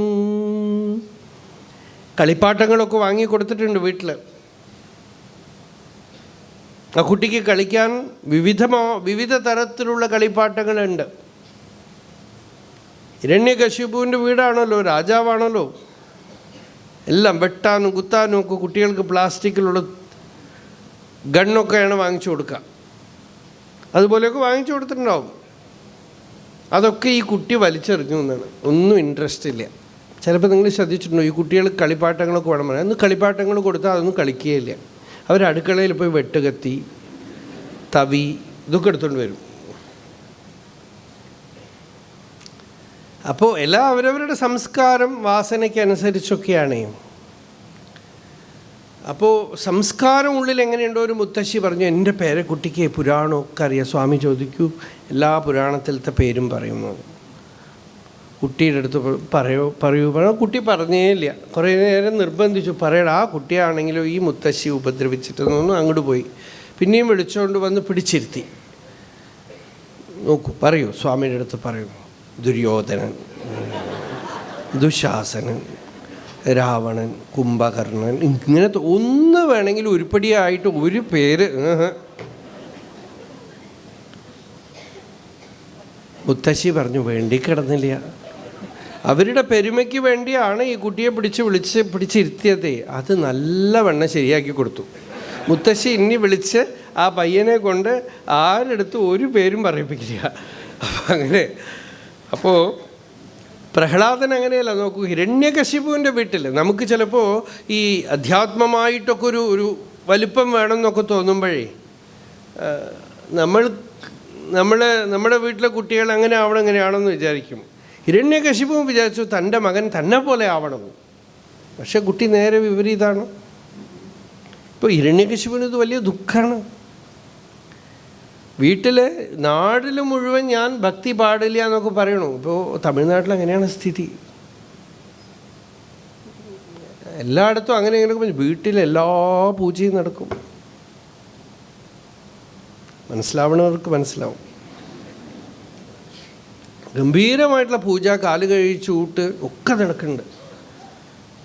ഒരു വിധത്തിൽ നല്ലതെന്ന് വെച്ചോളൂ, നല്ല കാര്യമാണ്. നമ്മൾ അത് കളിയാക്കാൻ പാടില്ല. കാരണം അങ്ങനെയെങ്കിലുമൊക്കെ ചെയ്യണ്ടല്ലോ. ചീത്ത കാര്യം ഇപ്പോൾ പുറത്ത് നല്ലത് പറഞ്ഞിട്ട് ചീത്ത ചെയ്താലല്ലേ ബുദ്ധിമുട്ടുള്ളൂ. ഇതിപ്പോൾ വീട്ടിൽ നല്ല കാര്യം ഒരുപാട് ചെയ്യണത് നല്ലതാണല്ലോ. അപ്പോൾ ഇങ്ങനെ ന്യസ്തക്രീഡനകോപാലോ ജഡവത് തന്മനസ്തയാ. ശരീരം നിശ്ചലമാക്കി വെച്ചുകൊണ്ട് കൃഷ്ണഗ്രഹഗൃഹീതാത്മാനവേദ ജഗതീദൃശം. കൃഷ്ണൻ എന്ന് പറയുന്ന ഗ്രഹം ഭൂതം പിടിച്ചു എന്നാണ്. ഒരു ഭക്തൻ, ഒരു ആഴ്വാർക്ക് പേര് ഭൂതത്ത് ആഴ്വാർ, പേയ് ആഴ്വാർ എന്നൊക്കെയാണ് പേര്. എന്നുവെച്ചാൽ ഭൂതവും പേയും ഒക്കെ പിടിക്കുന്ന പോലെ ഭഗവത് ഭക്തി അനുഭൂതി ആവേശിക്കുകയാണ്. ആവേശം. കൃഷ്ണഗ്രഹഗൃഹീതാത്മാനവേദ ജഗദീദൃശം. ആസീനഃ പര്യടൻ അശ്നൻ. എല്ലാ കുട്ടികളെയും പോലെ നടക്കുകയും ഇരിക്കുകയും ഉണ്ണുകയും ഒക്കെ ചെയ്യുന്നുണ്ട്. ശയാനഃ പ്രഭിവൻ ഭ്രുവൻ അനുസന്ധത്തയേതാനി ഗോവിന്ദ പരിരംഭിതഃ. ഉള്ളിൽ ഗോവിന്ദൻ, ആ ഗോവിന്ദനെ ആലിംഗനം ചെയ്ത് കിടക്കുക അത്രേ മനസ്സ്. ക്വചിദ്രുതതി വൈകുണ്ഠ ചിന്താശബളചേതന. ചിലപ്പോൾ കണ്ണീര് വാർക്കും. ക്വചിത് ഹസതി ക്വചിത് ഹസതി തച്ചിന്താഹ്ലാദ ഉദ്ഗായതി ക്വചിത്. ചിലപ്പോൾ ചിരിക്കും, ചിലപ്പോൾ ഗാനം ചെയ്യും. നദതി ക്വചിത് ഉത്കണ്ഠോ വിലജ്ജോ നൃത്യതി ക്വചിത്. ചിലപ്പോൾ ലജ്ജയില്ലാതെ നർത്തനം ചെയ്യും. ക്വചിത് തദ്ഭാവനായുക്തഃ തന്മയോനുചകാരഃ ക്വചിത് ഉത്പുളകസ്തൂഷ്ണീമാസ്തേ സംസ്പർശനിർവൃതഃ അസ്പന്ദപ്രണയാനന്ദ സലിലാമീലിദക്ഷണഃ. സ്പന്ദനമില്ലാതെ നിശ്ചലമായിട്ട് പുളകാങ്കിതനായിട്ട് ഇരിക്കും. ഇതൊന്നും ഹിരണ്യകശിപുവിന് അറിഞ്ഞില്ല ആരംഭത്തിൽ. കയാതു വളരെ രഹസ്യമാക്കി വെച്ചു കുട്ടിയുടെ ഉള്ളിൽ ആവിർഭവിക്കുന്ന ഈ ഭാവസമാധിയൊക്കെ തന്നെ. ഹിരണ്യകശിപുവിന് കുട്ടിയോട്, തൻ്റെ മകനോട് നല്ല പ്രിയമാണ്. പ്രഹ്ലാദനെ നല്ല മിടുക്കനായിട്ട് വളർത്തണം എന്ന് അച്ഛൻ തീരുമാനിച്ചു. പ്രഹ്ലാദന് വേണ്ടിയിട്ട് ഒരു സ്കൂൾ തുടങ്ങി. ഈ കുട്ടിയെ പഠിപ്പിക്കാൻ വേണ്ടിയിട്ട് തന്നെ, രാജാവല്ലേ, ഒരു സ്കൂൾ തുടങ്ങി. ചില കഥകളൊക്കെ ഇങ്ങനെയാണ്. അരബിന്ദു, പോണ്ടിച്ചേരി അരബിന്ദു, അദ്ദേഹത്തിൻ്റെ അച്ഛൻ തികഞ്ഞ ഭാരത വിദ്വേഷിയായിരുന്നു. ഇന്ത്യൻ ആയിട്ടുള്ള ഒന്നും തൻ്റെ മകനിൽ വരാൻ പാടില്ല എന്നുള്ള നിർബന്ധമുള്ള ആളായിരുന്നു. അതുകൊണ്ട് ഭാരതീയമായ ഒരു സംസ്കാരവും തൻ്റെ കുട്ടി അറിയരുതെന്ന് പറഞ്ഞ് ആ മകനെ യൂറോപ്പിൽ കൊണ്ടുപോയിട്ട് വളർത്തി. അവിടെ കൊണ്ടുപോയി പഠിപ്പിച്ചു, വളർത്തി. ഇങ്ങോട്ട് വരരുതെന്ന് തീരുമാനിപ്പിച്ചു. അവിടെ ഇരുന്ന് പഠിച്ച് വളരെയധികം പഠിപ്പൊക്കെ കഴിഞ്ഞ ശേഷം എങ്ങനെയൊക്കെയോ അവിടെ ഈ വേദവും യോഗവും പല കാര്യങ്ങളൊക്കെ അറിയാൻ ഇടവരുകയും ഒരു ചെറിയ ട്രാൻസ്ഫർമേഷൻ വരികയും ഭാരതദേശത്തിനോട് അപരിമിതമായ ഒരു പ്രിയമുണ്ടാവുകയും അവിടുന്ന് ഒരു കപ്പൽ കയറി ഇന്ത്യയിലേക്ക് വരികയും ചെയ്തു. അപ്പോൾ അച്ഛൻ തീരുമാനിച്ചു കപ്പലിൽ നിന്നു തന്നെ ഇയാളെ തിരിച്ചയക്കണം എന്ന് തീരുമാനിച്ചു. പക്ഷേ എന്താ, അച്ഛന് കിട്ടിയ ന്യൂസ് തൻ്റെ മകൻ വരുന്ന കപ്പൽ മുങ്ങിപ്പോയി. വേറൊരു കപ്പൽ മുങ്ങിപ്പോയി, പേര് മാറിപ്പോയി. ആ കപ്പലിൽ വന്ന ആളുകളൊക്കെ മരിച്ചുപോയി. ഈ ന്യൂസിൻ്റെ ഷോക്കിൽ വയ്യാതായി അരബിന്ദോ വന്ന് ഇറങ്ങുന്നതിന് മുമ്പ് അച്ഛൻ മരിച്ചുപോയി. നിയതിയാണ്. ഇവിടെ വന്ന് ഇറങ്ങി തീവ്രവാദിയായിട്ട് മാറി. സ്വാതന്ത്ര്യ സമരത്തിൽ തീവ്രവാദിയായിട്ട് മാറി. ബ്രിട്ടീഷിൻ്റെ അടുത്തുള്ള ഫൈറ്റിൽ അങ്ങനെ കുറേ തീവ്രമായ വഴിയിൽ സ്വാതന്ത്ര്യത്തിന് വേണ്ടി ശ്രമിച്ചു. അവസാനം പിടിക്കപ്പെട്ടു, ജയിലിലായി. അതിൻ്റെ ഇടയിൽ അധ്യാത്മജീവിതം ഉള്ളിലേക്ക് തീവ്രമായി പ്രവേശിച്ചു. യോഗസാധനകളൊക്കെ പ്രവേശിച്ചു. പക്ഷേ ഈ പ്രവൃത്തിയിൽ നിന്നും പിൻവാങ്ങാൻ തയ്യാറായില്ല. പലവട്ടം ഉള്ളിലൊരു ഇൻറ്റ്യൂഷൻ ഉണ്ടായിക്കൊണ്ടേയിരുന്നു, ഇനി ഇതൊന്നും ചെയ്യരുത്, മതി, നീ അധ്യാത്മത്തിലേക്ക് പരിപൂർണമായിട്ട് തിരിയുക എന്നുള്ളൊരു സന്ദേശം വന്നുകൊണ്ടിരുന്നു. അതിനെ തള്ളിക്കൊണ്ടേയിരുന്നു, ഇഗ്നോർ ചെയ്തുകൊണ്ടിരുന്നു. അവസാനം ജയിലിലായി. ജയിലെന്ന് വെച്ചാൽ എഴുന്നേറ്റ് നിൽക്കാൻ പറ്റാത്ത ജയിൽ, നിൽക്കാൻ പോലും പറ്റില്ല. അങ്ങനത്തെ ജയിലിലിട്ടു. അവിടെ കിടന്ന് വിഷമിച്ച് വളരെ വേദനിച്ച് ഉള്ളുകൊണ്ട് അവിടെ അദ്ദേഹത്തിന് ഒരു യോഗിയുടെ ദർശനം ഉണ്ടായി. ജയിലിൻ്റെ ഉള്ളിൽ വെച്ച് വിവേകാനന്ദ സ്വാമികളുടെ ദർശനം ഉണ്ടായി. അരബിന്ദോന് അങ്ങനെ ഒരു കണക്ഷൻ ഉണ്ടായിരുന്നു. അതിനുശേഷം ഉള്ളിൽ ചോദിച്ചു, ഭഗവാനെ എന്നെ എന്തിനാ ഇങ്ങനെ ഇട്ടിരിക്കണത്? ഞാൻ എന്ത് തെറ്റ് ചെയ്തു എന്നാണ്. എൻ്റെ ദേശത്തിന് വേണ്ടി ഞാൻ പ്രവർത്തിച്ചു. അപ്പോൾ ഒരു ഡേറ്റ്, ഒരു വർഷം, ഒരു ഡേറ്റ് ഇങ്ങനെ മുമ്പിൽ വരികയാണ്. ആ ദിവസം ഒന്ന് ആലോചിച്ച് നോക്കൂ. ആ ദിവസം ഇദ്ദേഹത്തിന് വളരെ കണിശമായൊരു സന്ദേശം വന്നു, ഈ പ്രവൃത്തി മണ്ഡലത്തിൽ നിന്ന് പിൻവാങ്ങാനായിട്ട്. അത് ചെയ്തില്ല, അതിനുള്ള പനിഷ്മെൻ്റാണത്. ഉള്ളുകൊണ്ട് അങ്ങനെ ശരണാഗതി ചെയ്തു. മതി, എനിക്ക് ഇനി ഞാൻ ഇത് ചെയ്യില്ല. ഐ കംപ്ലീറ്റ്ലി സറണ്ടർ എന്ന് പറഞ്ഞ് ഉള്ളുകൊണ്ട് ശരണാഗതി ചെയ്തു. അപ്പോഴേക്കും വാർഡൻ മാറി, ജയിലിൻ്റെ. അടുത്ത ആൾ എന്തൊക്കെയോ റെക്കമെൻഡേഷനൊക്കെ ചെയ്ത് എഴുന്നേറ്റ് നിൽക്കാവുന്ന മാതിരി ഒരു ജയിലിലിട്ടു. പിന്നെ കുറച്ച് ദിവസം കഴിഞ്ഞപ്പോൾ പുറത്ത് ഇങ്ങനെ ഇത്തിരി നടക്കാമെന്നായി. അങ്ങനെ നടക്കുമ്പോഴാണ് ആദ്യമായി വാസുദേവ സർവം ഇതി സമഹാത്മാ സുദുർലഭ, ഒരു ചെറിയ ഒരു മിസ്റ്റിക്കൽ എക്സ്പീരിയൻസ്. എല്ലാ സ്ഥലത്തും ആ ചേതന, ആ ചൈതന്യം നിറഞ്ഞു നിൽക്കുന്നതായിട്ടൊരു അനുഭവം ഉണ്ടായി. അതാണ് ആദ്യമായിട്ട് അദ്ദേഹത്തിന് വരുന്ന ഒരു അനുഭൂതി. ആ അനുഭവത്തിന് ശേഷം അദ്ദേഹം ജയിലിൽ തന്നെയാണ്. താൻ പരിപൂർണമായും അധ്യാത്മത്തിലേക്ക് സമർപ്പിക്കുകയാണ്. എങ്ങനെയെങ്കിലും ഇതിന്ന് പുറത്തു പോകണം, എവിടെയെങ്കിലും ഏകാന്തമായിരുന്ന് തപസ് ചെയ്യണമെന്നായി. അപ്പോൾ പുറത്തും ഇദ്ദേഹത്തിൻ്റെ സ്വാതന്ത്ര്യത്തിന് വേണ്ടി ശ്രമിക്കുന്നവർ CR ദാസ്, ചിത്തരഞ്ജൻ ദാസ്, അദ്ദേഹവും ഒരു സ്വാതന്ത്ര്യ ഇതിൽ ഉണ്ടായിരുന്ന ആളാണല്ലോ. അദ്ദേഹത്തിനെ വക്കീലായിട്ട് ഏൽപ്പിച്ചിരുന്നു. ഇദ്ദേഹം എല്ലാം എഴുതി വെച്ചു. കാരണം അത്ര ബുദ്ധിമാനാണ്, മഹാപണ്ഡിതൻ, എല്ലാ ലോ നിയമത്തിൻ്റെ എല്ലാം അറിയാം. അതുകൊണ്ട് നിയമാവലികളൊക്കെ പഠിച്ച ആളായതുകൊണ്ട് തനിക്ക് രക്ഷപ്പെടാൻ വേണ്ട എല്ലാ കാര്യങ്ങളും ഇദ്ദേഹം എഴുതി വെച്ചിരുന്നു. വാദം ചിത്തരഞ്ജൻ ദാസ് വരുമ്പോൾ കൊടുക്കാനായിട്ട്, ചിത്തരഞ്ജൻ ദാസ് വന്നപ്പോൾ ഇദ്ദേഹം എടുത്ത് കൊടുക്കാൻ പോകുമ്പോൾ ഉള്ളിൽ നിന്നും ഭഗവാൻ പറയാണ്, നിന്നെ രക്ഷപ്പെടുത്തുന്നത് ഞാനാണ്, നിൻ്റെ സഹായം വേണ്ട, അതവിടെ വയ്ക്കും. അതായത് നിൻ്റെ ബുദ്ധി മനസ്സൊന്നും ഇതിൽ ഉപയോഗിക്കേണ്ട, അതങ്ങനെ അവിടെ വെച്ചു. ചിത്തരഞ്ജൻ ദാസ് കോർട്ടിൽ അവതരിപ്പിച്ചത് ഒറ്റ കാര്യമാണ്, ഇദ്ദേഹം ഒരു മിസ്റ്റിക്കാണ്, ഒരു യോഗിയാണ്. ഇനി അദ്ദേഹം ഇത്തരത്തിലൊന്നും പ്രവർത്തിക്കില്ല, അദ്ദേഹം അധ്യാത്മം മാത്രമേ ഇനി അദ്ദേഹത്തിന് മുമ്പിലുള്ളൂ എന്നുള്ള ഒറ്റ പോയിന്റിലാണ് കോർട്ട് ഇദ്ദേഹത്തിന് വെളിയിൽ വിട്ടത്. അപ്പോൾ അദ്ദേഹം ആലോചിച്ചു, ഞാനിതൊക്കെ പറഞ്ഞിരുന്നുവെങ്കിൽ, ഞാൻ എഴുതി കൊടുത്തതൊക്കെ പറഞ്ഞിരുന്നുവെങ്കിൽ ഒരു രക്ഷയില്ല എന്നാണ്. അന്ന് ആ കോർട്ടിൽ അദ്ദേഹം നിൽക്കുമ്പോൾ അദ്ദേഹത്തിന് ജഡ്ജിലും വക്കീലിലും എല്ലാം അദ്ദേഹത്തിന് വാസുദേവ സർവം, ആ ഈശ്വര ചേതനയുടെ ദർശനം ഉണ്ടായിരുന്നു.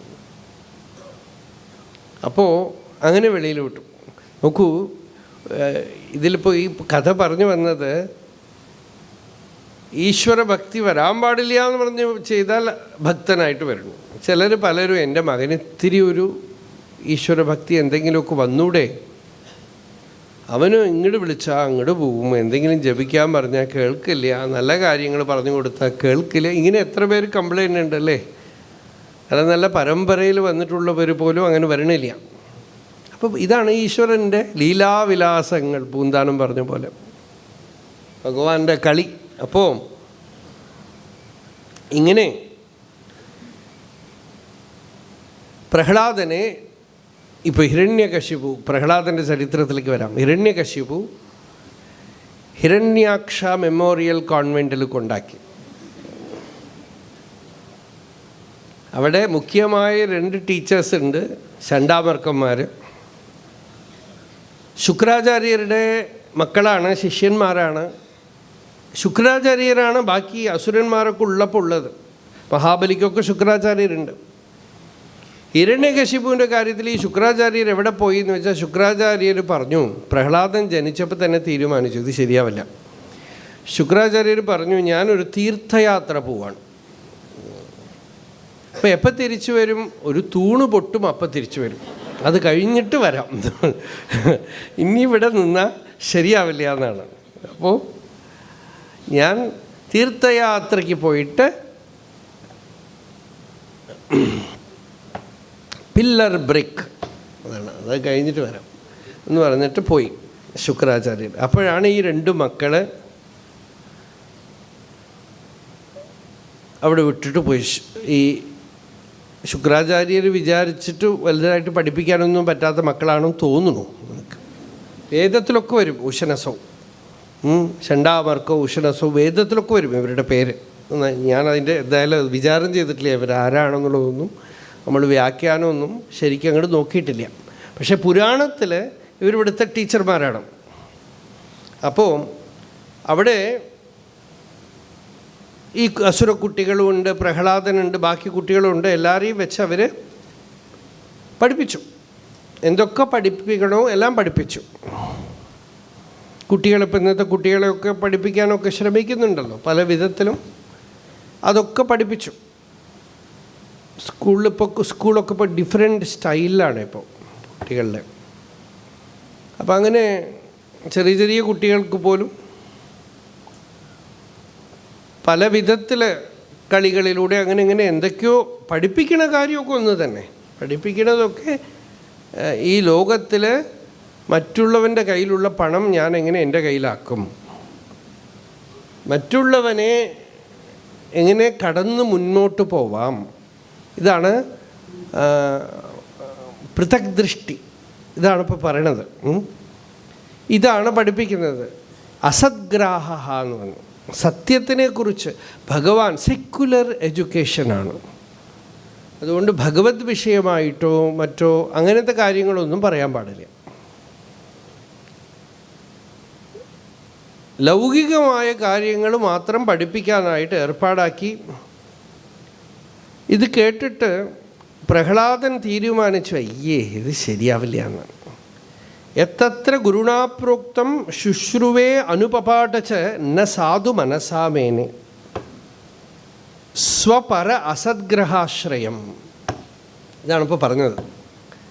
അവർ പറഞ്ഞു കൊടുത്തതൊക്കെ ആദ്യമൊക്കെ ഈ കുട്ടി പാവം വായു കൊണ്ട് റിപ്പീറ്റ് ചെയ്തുകൊണ്ടിരുന്നു, അനുപപാഠ. പക്ഷേ സ്വപര അസദ്ഗ്രഹാശ്രയം, അവൻ വേറെ ഞാൻ വേറെ, എൻ്റെ നിൻ്റെ എന്നൊക്കെ പറഞ്ഞ് പിരിച്ചിട്ടുള്ള ഈ യുദ്ധം, ഈ കോൺഫ്ലിക്റ്റിംഗ് ടീച്ചിങ്, ഇതിൽ ആ കുട്ടിക്ക് മനസ്സ് വന്നില്ല. ന സാധു മനസ്സാമേനെ, ഇത് ശരിയാണെന്ന് തോന്നിയില്ല എന്നാണ്. ടീച്ചേഴ്സാണെങ്കിൽ പോലും അവർ പറയണ കാര്യം യുക്തിയുക്തമല്ലെങ്കിൽ സ്വീകരിക്കരുത് എന്നാണ് പ്രഹ്ലാദൻ്റെ മതം. ഗുരുണാഭിപ്രോക്തം ചെയ്ത്, ഗുരു പറഞ്ഞാലാണെങ്കിലും ശ്രോതവ്യം, കേൾക്കരുതെന്നാണ്. വേണ്ടാത്തരൊക്കെയാണ് അവർ പഠിപ്പിക്കുന്നതെങ്കിൽ അത് കേൾക്കരുത്. പരമാർത്ഥം അവർക്കും അറിയില്ല, അതുകൊണ്ടാണ് അവരെന്തൊക്കെയോ പഠിപ്പിക്കുന്നത്. അങ്ങനെ ഇരിക്കുമ്പോൾ കുറച്ച് ദിവസം കഴിഞ്ഞ് ഹിരണ്യകശിപു വന്നു കുട്ടി സ്കൂളിലൊക്കെ ചോദിച്ചു, എങ്ങനെ പഠിക്കേണ്ട മകൻ? മിടുക്കൻ. എന്താണെന്ന് വെച്ചാൽ അങ്ങനെയല്ലേ പറയാം. ഇവരിപ്പോൾ പരീക്ഷ ഒന്നും നടത്തിയിട്ടില്ല. അപ്പോൾ നല്ല കുട്ടിയാണെന്ന്. കുട്ടി അവിടെ ഇരിക്കുമ്പോൾ തന്നെ ഇവർക്ക് നല്ല സുഖമുണ്ടേ. അപ്പോൾ അതുകൊണ്ട് പറഞ്ഞു മിടുക്കൻ കുട്ടിയാണെന്ന് പറഞ്ഞു. ഞങ്ങളുടെ അവിടെ ഒരു വലിയ പണക്കാരൻ ഒരാൾ, അയാളുടെ മകനോ ഒരു മന്ദബുദ്ധി. ആ മകനെ ഒരു ദരിദ്ര ബ്രാഹ്മണൻ സ്കൂൾ ടീച്ചറാണ്, അയാളുടെ അടുത്ത് കണക്ക് പഠിപ്പിക്കാൻ പറ്റും. അപ്പോൾ അദ്ദേഹം കണക്ക് പഠിപ്പിച്ചു. അപ്പോൾ ഈ അച്ഛൻ വന്നിട്ട്, എങ്ങനെയുണ്ട് സ്വാമി, പഠിക്കണ്ടോ മകൻ? പിന്നെ കേവം മിടുക്കൻ എന്ന് പറഞ്ഞു. അപ്പോൾ ഒരു കണക്ക് ചോദിക്കട്ടെ? ചോദിച്ചോളൂ. അപ്പോൾ ചോദിച്ചു, 15ഉം 12ഉം എത്രേ എന്ന് ചോദിച്ചു. ഇയാളിങ്ങനെ ആലോചിച്ച് 18 എന്ന് പറഞ്ഞു. അപ്പോൾ ഇദ്ദേഹം പറയാം മിടുക്കൻ എന്ന് പറയാം. ടീച്ചറേ മിടുക്കൻ എന്താ സ്വാമി 15ഉം 12ഉം 18 എന്ന് പറയണു, നിങ്ങൾ മിടുക്കൻ എന്ന് പറയണു. പിന്നെ ഒരു അക്കം പറഞ്ഞില്ലേ, മാങ്ങ തേങ്ങ എന്നൊന്നും പറഞ്ഞില്ലല്ലോ. ഇതിന് ഞാൻ എത്ര കാലമായി മെനക്കെടാൻ തുടങ്ങിയിട്ടെന്നാണ്. ഒരു നമ്പർ പറഞ്ഞില്ലേ, കുറേ ദിവസമായി ഞാൻ മെനക്കെടുന്നു ഇയാളെ കൊണ്ട് ഒരു നമ്പർ പറയിപ്പിക്കാനായിട്ട്. അപ്പോൾ അപ്പോൾ അങ്ങനെ ഉള്ള കൂട്ടരാണ് പ്രഹ്ലാദൻ്റെ കൂടെ ഇരിക്കുന്നതൊക്കെ.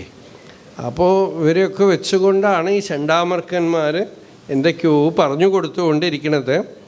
അപ്പോൾ ഹിരണ്യകശിപു വന്നു, കുട്ടിയെ എടുത്ത് മടിയിൽ വെച്ച് ചോദിച്ചു, ഏകദാ അസുരരാട്ട് പുത്രം അങ്കമാരോപി. നല്ല മനോഹരമായിരിക്കുന്നു സീൻ. എന്താണെന്ന് വെച്ചാൽ ആ പുത്രൻ്റെ അടുത്ത് വരുമ്പോൾ ആ രാക്ഷസ രാജാവ്, ആ മൈറ്റി റൂളർ ഒന്നുമില്ല അവിടെ, എടുത്ത് മടിയിൽ വെച്ച് കഥ്യതാം വത്സ മന്യത്തെ സാധു യദ്ഭവാൻ.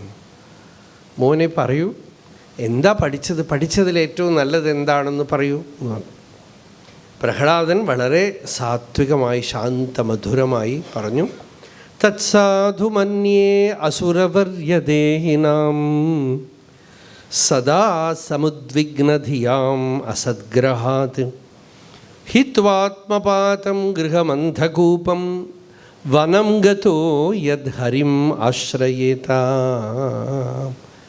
ഹേ അസുരവർയ എന്ന് വിളിച്ചു അച്ഛനെ. അച്ഛന് വളരെ സന്തോഷമായി, എന്തൊരു ബഹുമാനം. പ്രഹ്ലാദൻ അത് എപ്പോഴും ഉണ്ട്, ആ ഒരു സംസ്കാരം. ഹേ അസുരവർയ, അസുരശ്രേഷ്ഠ, സദാ സമുദ്വിഗ്നധിയാം, നമ്മളുടെ മനസ്സൊക്കെ എപ്പോഴും ഉദ്വേഗമുണ്ട്. ഉദ്വേഗം എന്ന് വെച്ചാൽ അജിറ്റേഷൻ. ഉത്ത് എന്ന് പറഞ്ഞാൽ മേലോട്ട്, വേഗം എന്ന് വെച്ചാൽ ഫോഴ്സ്. മനസ്സിങ്ങനെ പൊന്തി പൊന്തി വരുന്നതാണ് ഉദ്വേഗം. ഗീതയിലുണ്ടല്ലോ, ഭക്തൻ്റെ ലക്ഷണം പറയുമ്പോൾ ഭഗവാൻ പറയണ്ട എന്താ? അനുദ്വിഗ്നമനാഹ. എന്താണ്? സുഖേഷു എന്താണ്? ദുഃഖേഷു അനുദ്വിഗ്നമനാഹ സുഖേഷു വിഗതസ്പൃഹ വീതരാഗ ഭയക്രോധ. 12-ാം അധ്യായത്തിൽ ഭക്തി ലക്ഷണത്തിന് അവിടെ ഉദ്വേഗം വരുന്നുണ്ടോ? 12 എന്തെങ്കിലും ഉണ്ടോ? യസ്മാന്നോ ദ്വിജതേ ലോകോ ലോകാന്നോ ഉദ്വിജതേ ജയഃ. ലോകത്തിൽ നിന്ന് ഉദ്വിഗ്നനാവുന്നില്ല അയാളെ കാരണം ലോകം ഉദ്വിഗ്നമാവുന്നില്ല. ഹർഷ അമർഷ ഭയോദ്വേഗൈ മുക്ത യസ്സചമേ പ്രിയ.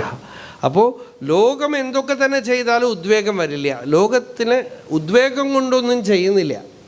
അപ്പോൾ മനസ്സെപ്പോഴും ഉദ്വിഗ്നമാണെങ്കിൽ, മനുഷ്യന് അവൻ്റെ മനസ്സ് ശരിയല്ലെങ്കിൽ അവനെ കൊണ്ട് ലോകത്തിന് ഉപദ്രവം ഉണ്ടാവും. ലോകത്തിന് നമ്മൾ ചെയ്യുന്ന ഏറ്റവും നല്ല കാര്യം എന്താണെന്ന് വെച്ചാൽ നമ്മുടെ മനസ്സ് ശാന്തമായിട്ടിരുന്നാൽ ലോകമംഗളമാണ്.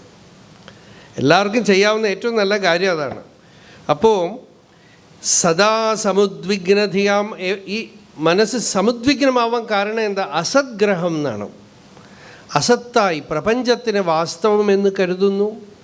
വെളിയിലുള്ള നടക്കുന്ന ബാഹ്യമായ പ്രതിഭാസങ്ങളൊക്കെ തന്നെ വാസ്തവമാണെന്ന് കരുതുന്നു. അതിൽ ഇന്നത് വേണം ഇന്നത് വേണ്ടെന്നുള്ള രാഗദ്വേഷങ്ങൾ ഉണ്ടാവുന്നു. ലോകത്തിൽ എന്തൊക്കെയോ പിടിച്ചടക്കണമെന്നുള്ള നിർബന്ധ ബുദ്ധി ഉണ്ടാവുന്നു. ഇതൊക്കെ കൊണ്ടാണ് സമുദ്വേഗം. അങ്ങനെയുള്ള നമുക്കൊരു മരുന്നുണ്ട്. എന്താണെന്ന് വെച്ചാൽ ഈ വീടുണ്ടല്ലോ, ഈ വീട്ടിൽ നിന്ന് ഇടയ്ക്കിടയ്ക്ക് ഒന്ന് വിട്ടു നിൽക്കണം. പ്രഹ്ലാദൻ്റെ പ്രിസ്ക്രിപ്ഷനാണ്. ഇപ്പം നമ്മളൊക്കെ ചെയ്യുന്ന പോലെ ഹിത്വ ആത്മപാതം എന്നാണ്. ഏകാന്തമായിട്ട് വീട്ടിലൊരു മുറിയിലിരിക്കണം എന്നല്ല പറയുന്നത്, അവിടെ ഇരുന്ന് ആത്മപാതം ഉണ്ടാവും അത്രേ. എന്താ കാരണം? അവിടെ നമ്മളുടെ ഗാഡ്ജറ്റ്സും നമ്മളുടെ അറ്റാച്ച്മെൻറ്റിന് വേണ്ട ആളുകളും ഒക്കെ ഉണ്ടല്ലോ. അവിടെ ഇരുന്നാൽ ലഹള കൂടും, ശണ്ട കൂടും, ഉപദേശിക്കും, വെറുക്കും, ദേഷ്യപ്പെടും. ഇങ്ങനെയൊക്കെ ആണെങ്കിൽ അല്ലേ, വീട്ടിൽ പോയാൽ എപ്പോഴും ഭഗവത് ഭജനമാണ്, ഭക്തിയാണ്, ഭഗവത് സ്മരണ ആണെങ്കിൽ കുഴപ്പമില്ല, അതുകൊണ്ട് ദോഷമൊന്നുമില്ല. അങ്ങനെ അല്ലെങ്കിൽ ആ വീട്ടിൽ പോയി കഴിഞ്ഞാൽ അവിടെ ചെന്ന് കഴിഞ്ഞാൽ ഈ ടി വി നോക്കിയിരിക്കും, അല്ലെങ്കിൽ മൊബൈലിൽ നോക്കിയിരിക്കും. ഇങ്ങനെയൊക്കെ ആണെങ്കിൽ ആത്മപാതം ഉണ്ടാവുന്നതാണ്, പതനമുണ്ടാവും, സ്പിരിച്വൽ ഫാൾ ഉണ്ടാവും. അപ്പോൾ ഹിത്വ ആത്മപാതം ഗൃഹം അന്ധകൂപം, പൊട്ടക്കിണർ എന്ന് പറഞ്ഞു. എന്താണെന്ന് വെച്ചാൽ വെള്ളമില്ലാത്ത കിണർ. അവിടെ പോയി കഴിഞ്ഞാൽ ഇവന് പുറത്തു വരാനേ പറ്റില്ല, രക്ഷപ്പെടൽ ബുദ്ധിമുട്ടാണ്. അതുകൊണ്ട് ഇടയ്ക്കിടയ്ക്കെങ്കിലും വനം ഗത്വ, ഏകാന്തമായൊരു ദേശത്ത്, അമ്പലമൊന്നും അന്ന് അത്ര പ്രസിദ്ധമല്ലാന്ന് തോന്നുന്നു. പ്രഹ്ലാദൻ പറയുന്നത് വനം ഗത്വ വനം ഗതോ യദ് ഹരിമാശ്രയേത, ഏകാന്തത്തിലിരുന്ന് ഹരിയെ ആശ്രയിക്കുക എന്ന് വെച്ചാൽ ആത്മധ്യാനം ചെയ്യുക, ഭഗവത് ധ്യാനം ചെയ്യുക, എന്തെങ്കിലും ഒരു അധ്യാത്മ സാധന ചെയ്യുക, അല്ലെങ്കിൽ ഒരു നല്ല പുസ്തകമെങ്കിലും വായിക്കുക, ഏകാന്തത്തിലിരിക്കുക. ഹരിമാശ്രയേത. ഇപ്പോൾ കുട്ടി പറഞ്ഞപ്പോൾ ഹിരണ്യകശിപു അത്ര സീരിയസ് ആയിട്ട് എടുത്തില്ല. കാക്കൊല്ല പരീക്ഷയാണ്, ഇപ്പോഴല്ലേ ചേർന്നിട്ടുള്ളൂ, അതുകൊണ്ട് കുഴപ്പമില്ല, വലുതായിട്ടൊന്നും സീരിയസ് ആയിട്ട് എടുക്കാതെ പറഞ്ഞു, സാരമില്ല, ആരോ എന്തോ ചീത്തയൊക്കെ പഠിപ്പിക്കുകയാണോ കുട്ടികൾക്ക്, അല്ലാതെ കുട്ടികളായിട്ട് ഇങ്ങനെ പറയുമോ? മാഷേ എന്ന് വിളിക്കും. നമ്മുടെ അവിടെ ഒരു സംസ്കൃതം മാഷുണ്ടായിരുന്നു, അദ്ദേഹത്തിന് മേഷയെ എന്ന് വിളിച്ചാൽ മേ എന്ന് പറയും അദ്ദേഹം. എന്താണെന്ന് വെച്ചാൽ ഈ മേഷ ആടാണേ, അപ്പോൾ മേഷയെന്ന് വിളിച്ചു കഴിഞ്ഞാൽ അദ്ദേഹം ഉടനെ മേ എന്ന് പറയും. അപ്പോൾ ഇതുപോലെ ഒട്ടനെ ടീച്ചറിനെയാണ് ചീത്ത. കുട്ടി എന്തെങ്കിലുമൊക്കെ പറഞ്ഞു കഴിഞ്ഞാൽ ടീച്ചറിനേക്കാണ് ചീത്ത, മാഷിക്കാണ് ചീത്ത. അപ്പോൾ ഇദ്ദേഹം ഉടനെ പറഞ്ഞു, എന്താ ഈ കുട്ടിയെ പഠിപ്പിക്കണേ നിങ്ങൾ? ഇല്ല, ഞങ്ങൾ നോക്കിക്കോളാം, ഇപ്പോൾ ഇനി ശ്രദ്ധിച്ചോളാം എന്ന് പറഞ്ഞവർ. പക്ഷേ ഹിരണ്യകശിപു പറഞ്ഞു, കുട്ടികളിങ്ങനെ എന്തെങ്കിലുമൊക്കെ പറയും, സീരിയസ് അല്ല എന്ന് പറഞ്ഞിട്ട് വിഷ്ണുപക്ഷത്തിലുള്ള ആളുകൾ വന്ന് ഈ സിലബസിലൊക്കെ കൈവയ്ക്കേണ്ടതെന്ന് തോന്നുന്നു. അതാണ്. അതുകൊണ്ട് വിഷ്ണുപക്ഷൈഹി പ്രതിച്ഛന്നൈഹി, നമ്മളത് ജാഗ്രതയായിട്ട് ഇരിക്കണം എന്നൊക്കെ പറഞ്ഞു. അവരെന്ത് ചെയ്തു? ചണ്ടാമർക്കന്മാരെ അടുത്ത് വിളിച്ച് വളരെ മധുരമായി പ്രഹ്ലാദന്, അവർക്ക് ഷോക്കാണ് ഈ കുട്ടി ഇത് പറഞ്ഞപ്പോൾ. അപ്പോൾ ടീച്ചർമാർ പിടിച്ചു നിർത്തിയിട്ട് ചോദിച്ചു, കുട്ടി സത്യം കഥയ മാമൃഷ, ഉള്ളത് പറയണം, നുണ പറയാൻ പാടില്ല. പ്രഹ്ലാദൻ പറഞ്ഞു, ഞാൻ നുണ പറയാറില്ലല്ലോ. അല്ല, ഈ പിള്ളേരൊക്കെ നുണയേ പറയുള്ളൂ. അതുകൊണ്ട് ഞങ്ങൾ ആദ്യം പറയും, ഇപ്പം ഞങ്ങൾ ചോദിക്കുന്ന കാര്യം വളരെ സീരിയസ് ഗൗരവമേറിയ പ്രശ്നമാണ്, ഞങ്ങളുടെ വയറ്റപ്പഴുപ്പിൻ്റെ കാര്യമാണ്, കള്ളം പറയരുത്. സത്യം കഥയ മാമൃഷ വത്സ പ്രഹ്ലാദ ഭദ്രം തേ, പ്രഹ്ലാദ നീ ക്ഷേമമായിട്ടിരിക്കണം, ഞങ്ങളും ക്ഷേമമായിട്ടിരിക്കണം. അപ്പം നമുക്ക് സൗഖ്യമായിട്ടിരിക്കണ്ടേ? ബാലാനതി കുതസ്തുഭ്യം ഏഷബുദ്ധി വിപര്യ, ഈ ചീത്ത ബുദ്ധി തനിക്ക് എവിടുന്നാണ് കിട്ടിയത്? ഭഗവത് സ്മരണം പറഞ്ഞതിന് ചോദിക്കുകയാണ്, ഈ ചീത്ത ബുദ്ധി തനിക്ക് എവിടുന്നാണ് കിട്ടിയത് എന്ന് ചോദിച്ചു. ആരെങ്കിലും പറഞ്ഞു തന്നതാണോ? ബുദ്ധിഭേദ പരകൃത ഉതാഹോതേ സ്വതഃ അഭവത്, സ്വയമേവ ഉള്ളിൽ തോന്നിയതാണോ, അല്ല പുറത്തു നിന്ന് ആരെങ്കിലും പറഞ്ഞതാണോ? ഭണ്യതാം ശ്രോതുകാമാനാം ഗുരുണാം കുലനന്ദനാം, ഞങ്ങൾ ഗുരുക്കന്മാരാണ്, കുട്ടി പറയൂ എന്ന് പറഞ്ഞു. പ്രഹ്ലാദൻ പറഞ്ഞു, ആഹാ സ്വഹ പരഹ, ഞാൻ എൻ്റെ മറ്റുള്ളവരുടെ ഇതൊക്കെ മായയാണ്, ഇത് അവിദ്യയാണ്.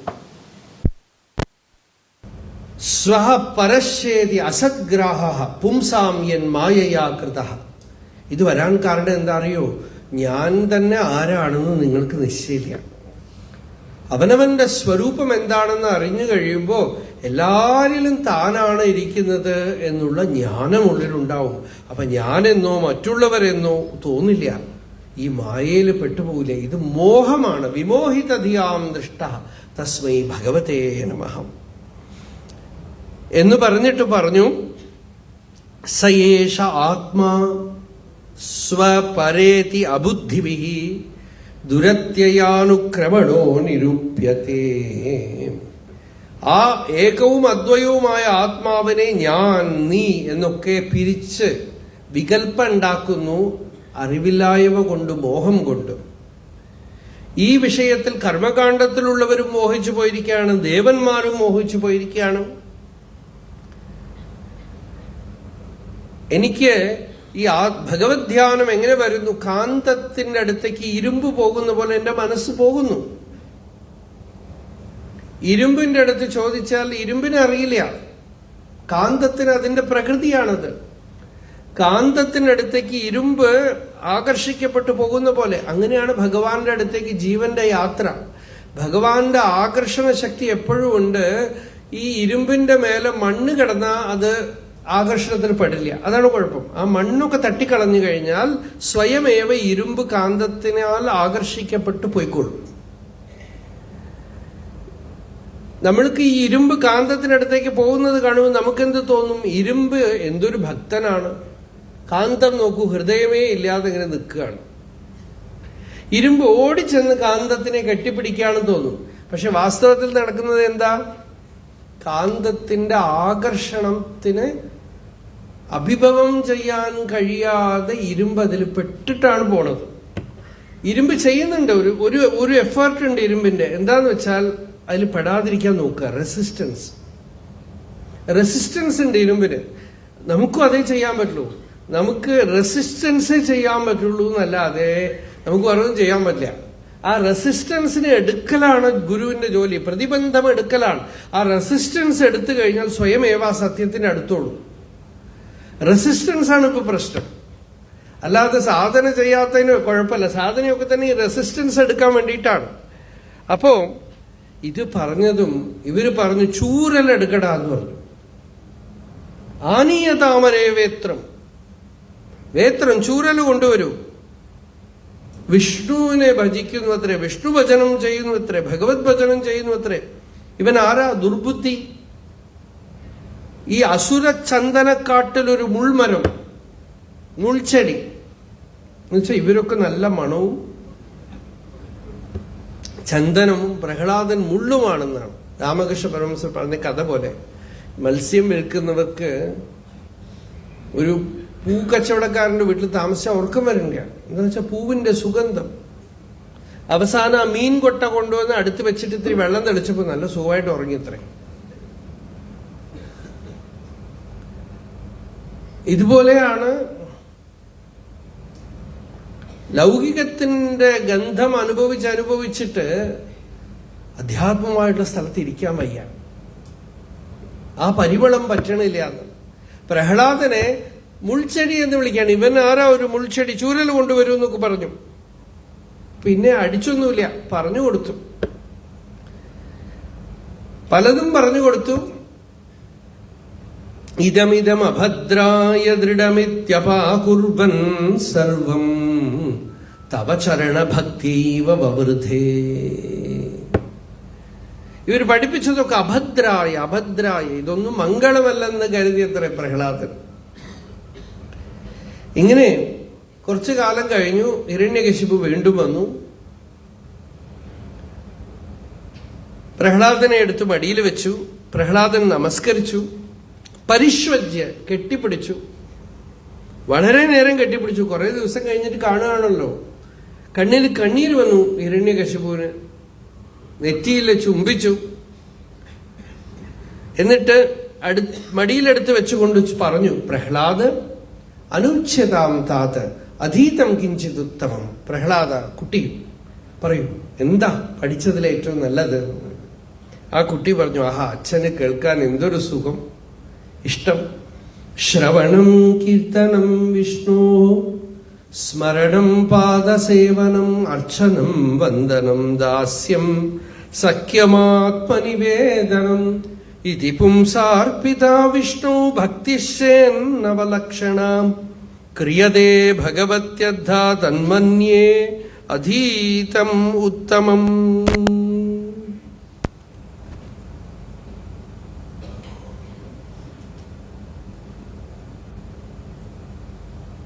ഭഗവത് ഗുണങ്ങളെ ശ്രവണം ചെയ്യണം.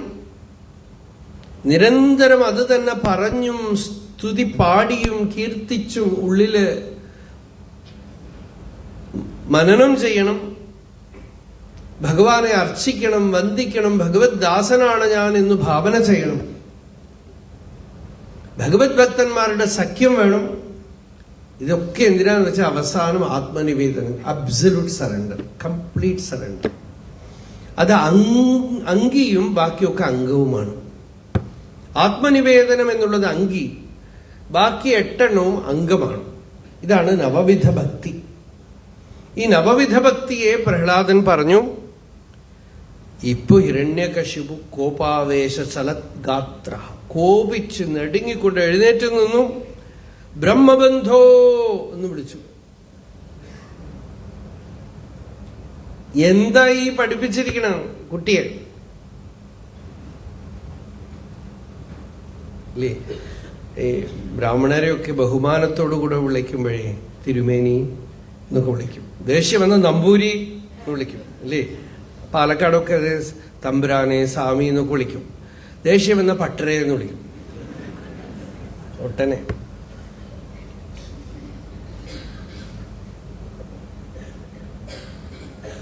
തമിഴ്നാട്ടിലും ഉണ്ട് അങ്ങനത്തെ ചില പ്രയോഗങ്ങൾ. കൈരേ എന്ന് വിളിക്കും. അപ്പോ വാക്കൊക്കെ നല്ലതാണ്, പക്ഷെ അത് പ്രയോഗിക്കുന്ന വിധത്തിലാണ് ഇരിക്കുന്നത്. അപ്പോ ബ്രഹ്മബന്ധോ എന്ന് വിളിച്ചു. ബ്രാഹ്മണനല്ല നിങ്ങൾ, ബ്രഹ്മബന്ധു. എന്താ ഈ കുട്ടിയെ പഠിപ്പിച്ചിരിക്കണേ? നിങ്ങൾ എൻ്റെ അടുത്തുനിന്ന് ശമ്പളം വാങ്ങി വിഷ്ണുവിന് വേണ്ടി ജോലി എടുക്കാണോ? അസാരം ഗ്രാഹിതോ ബാലഹ. സാരമല്ലാത്തതൊക്കെ കുട്ടിയെ പഠിപ്പിച്ചിരിക്കുന്നു. ഞാൻ പറയുന്നതിനെ പറഞ്ഞാൽ കേൾക്കാതെ നിങ്ങൾ ഇങ്ങനെ ചെയ്യാം. അവര് നിന്ന് വിറയ്ക്കാണ്. രണ്ടുപേരുണ്ടല്ലോ, അയാൾ പറഞ്ഞു ഞാൻ നമത് പ്രണീതം എന്ന് പറഞ്ഞു. മറ്റേവൻ എന്നെ കൊടുക്കണ്ട ന പരപ്രണീതം, ഇവനും പറഞ്ഞു കൊടുത്തിട്ടില്ല. സുതോ വദത്യേഷ തവേന്ദ്രശത്രു. ഇവൻ നിങ്ങൾ ഇന്ദ്രശത്രുവാണല്ലോ, ഇവൻ കുട്ടിക്കാലം മുതൽ ഇത് കൊണ്ടുവന്നിരിക്കുകയാണ്. ഞങ്ങളൊക്കെ നോക്കൂ, ഞങ്ങളുടെ കുട്ടികളെയൊക്കെ നല്ല മിടുക്കന്മാരായിട്ടാണ് വളർത്തിയിരിക്കുന്നത്. ഞങ്ങളും വിചാരിക്കുകയായിരുന്നു ഇവനിങ്ങനെയൊക്കെ പഠിപ്പിക്കണമെന്ന്. നിങ്ങൾ അവിടെ വന്ന് പറഞ്ഞാൽ നിങ്ങൾ ചോദിക്കും എന്താ പഠിപ്പിക്കണമെന്ന് ചോദിക്കും. അതിനു വേണ്ടി ഞങ്ങൾ കുറേ ദിവസമായിട്ട് ഇങ്ങനെ സന്തതി തിരുവിയും ചൊല്ലിക്കൊണ്ടിരിക്കുകയാണ്, വരണില്ല. ഇവൻ പറയണതൊക്കെ നിങ്ങളോട് വന്ന് പറയണ്ടേ? അതിന് ഞങ്ങൾക്കത് ബൈഹാർട്ടാവണില്ല. ഞങ്ങളെന്ത് ചെയ്യും? അപ്പം നിങ്ങളുടെ കുട്ടി മാത്രം ഇതൊക്കെ പറയണമെന്ന് വെച്ചാൽ കുറ്റം ഞങ്ങളുടെ അല്ല. നിങ്ങളുടെ വീട്ടിൽ എന്ത് നടക്കണോ ആർക്കറിയും? നൈസർഗികരതി ജനറ്റിക് പ്രോബ്ലം.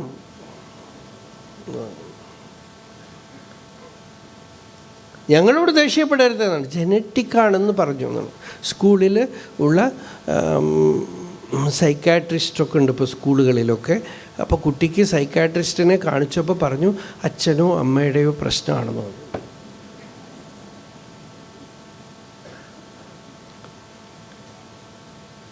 ഗുരുണൈവം പ്രതിപ്രോക്ത. കോപിച്ചു. പ്രഹ്ലാദനെ നോക്കി, എവിടെ നിന്ന് വന്നൂടാ ഇത്? നമ്മുടെ പരമ്പരയിൽ ആർക്കും ഇങ്ങനെയില്ല.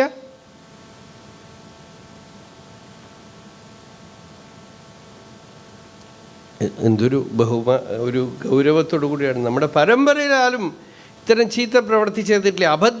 അഭദ്ര അസതി മതി.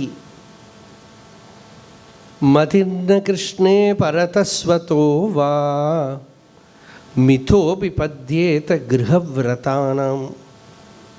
പ്രഹ്ലാദൻ പറയാണ്, ഈ സ്പിരിച്വൽ ഇൻട്രസ്റ്റ് മാത്രം ജനറ്റിക്കായിട്ട് ആൻസിസ്ട്രൽ പ്രോപ്പർട്ടി ആയിട്ട് വരുന്നതല്ല എന്നാണ്. സ്വയമായിട്ട് വരില്ല, അല്ലെങ്കിൽ ആരുടെയെങ്കിലും ഇതിൽ നിന്ന് കിട്ടിയിട്ട് വരില്ല. പിന്നെ എങ്ങനെ വരും? ഗൃഹവ്രതന്മാർക്ക് വരില്ല എന്നാണ്. എപ്പോൾ നോക്കിയാൽ വീടും പിടിച്ചുകൊണ്ട് എൻ്റെ വീടാണ്, ഞാൻ അവിടെ ഇല്ലെങ്കിൽ ഒന്നും നടക്കില്ല എന്ന് ഈ പല്ലിയെ പോലെ വിചാരിച്ചുകൊണ്ടിരിക്കുന്നവർ, അവർക്ക് ഈ ഭഗവത് സ്മരണ എളുപ്പത്തിലൊന്നും വരില്ല.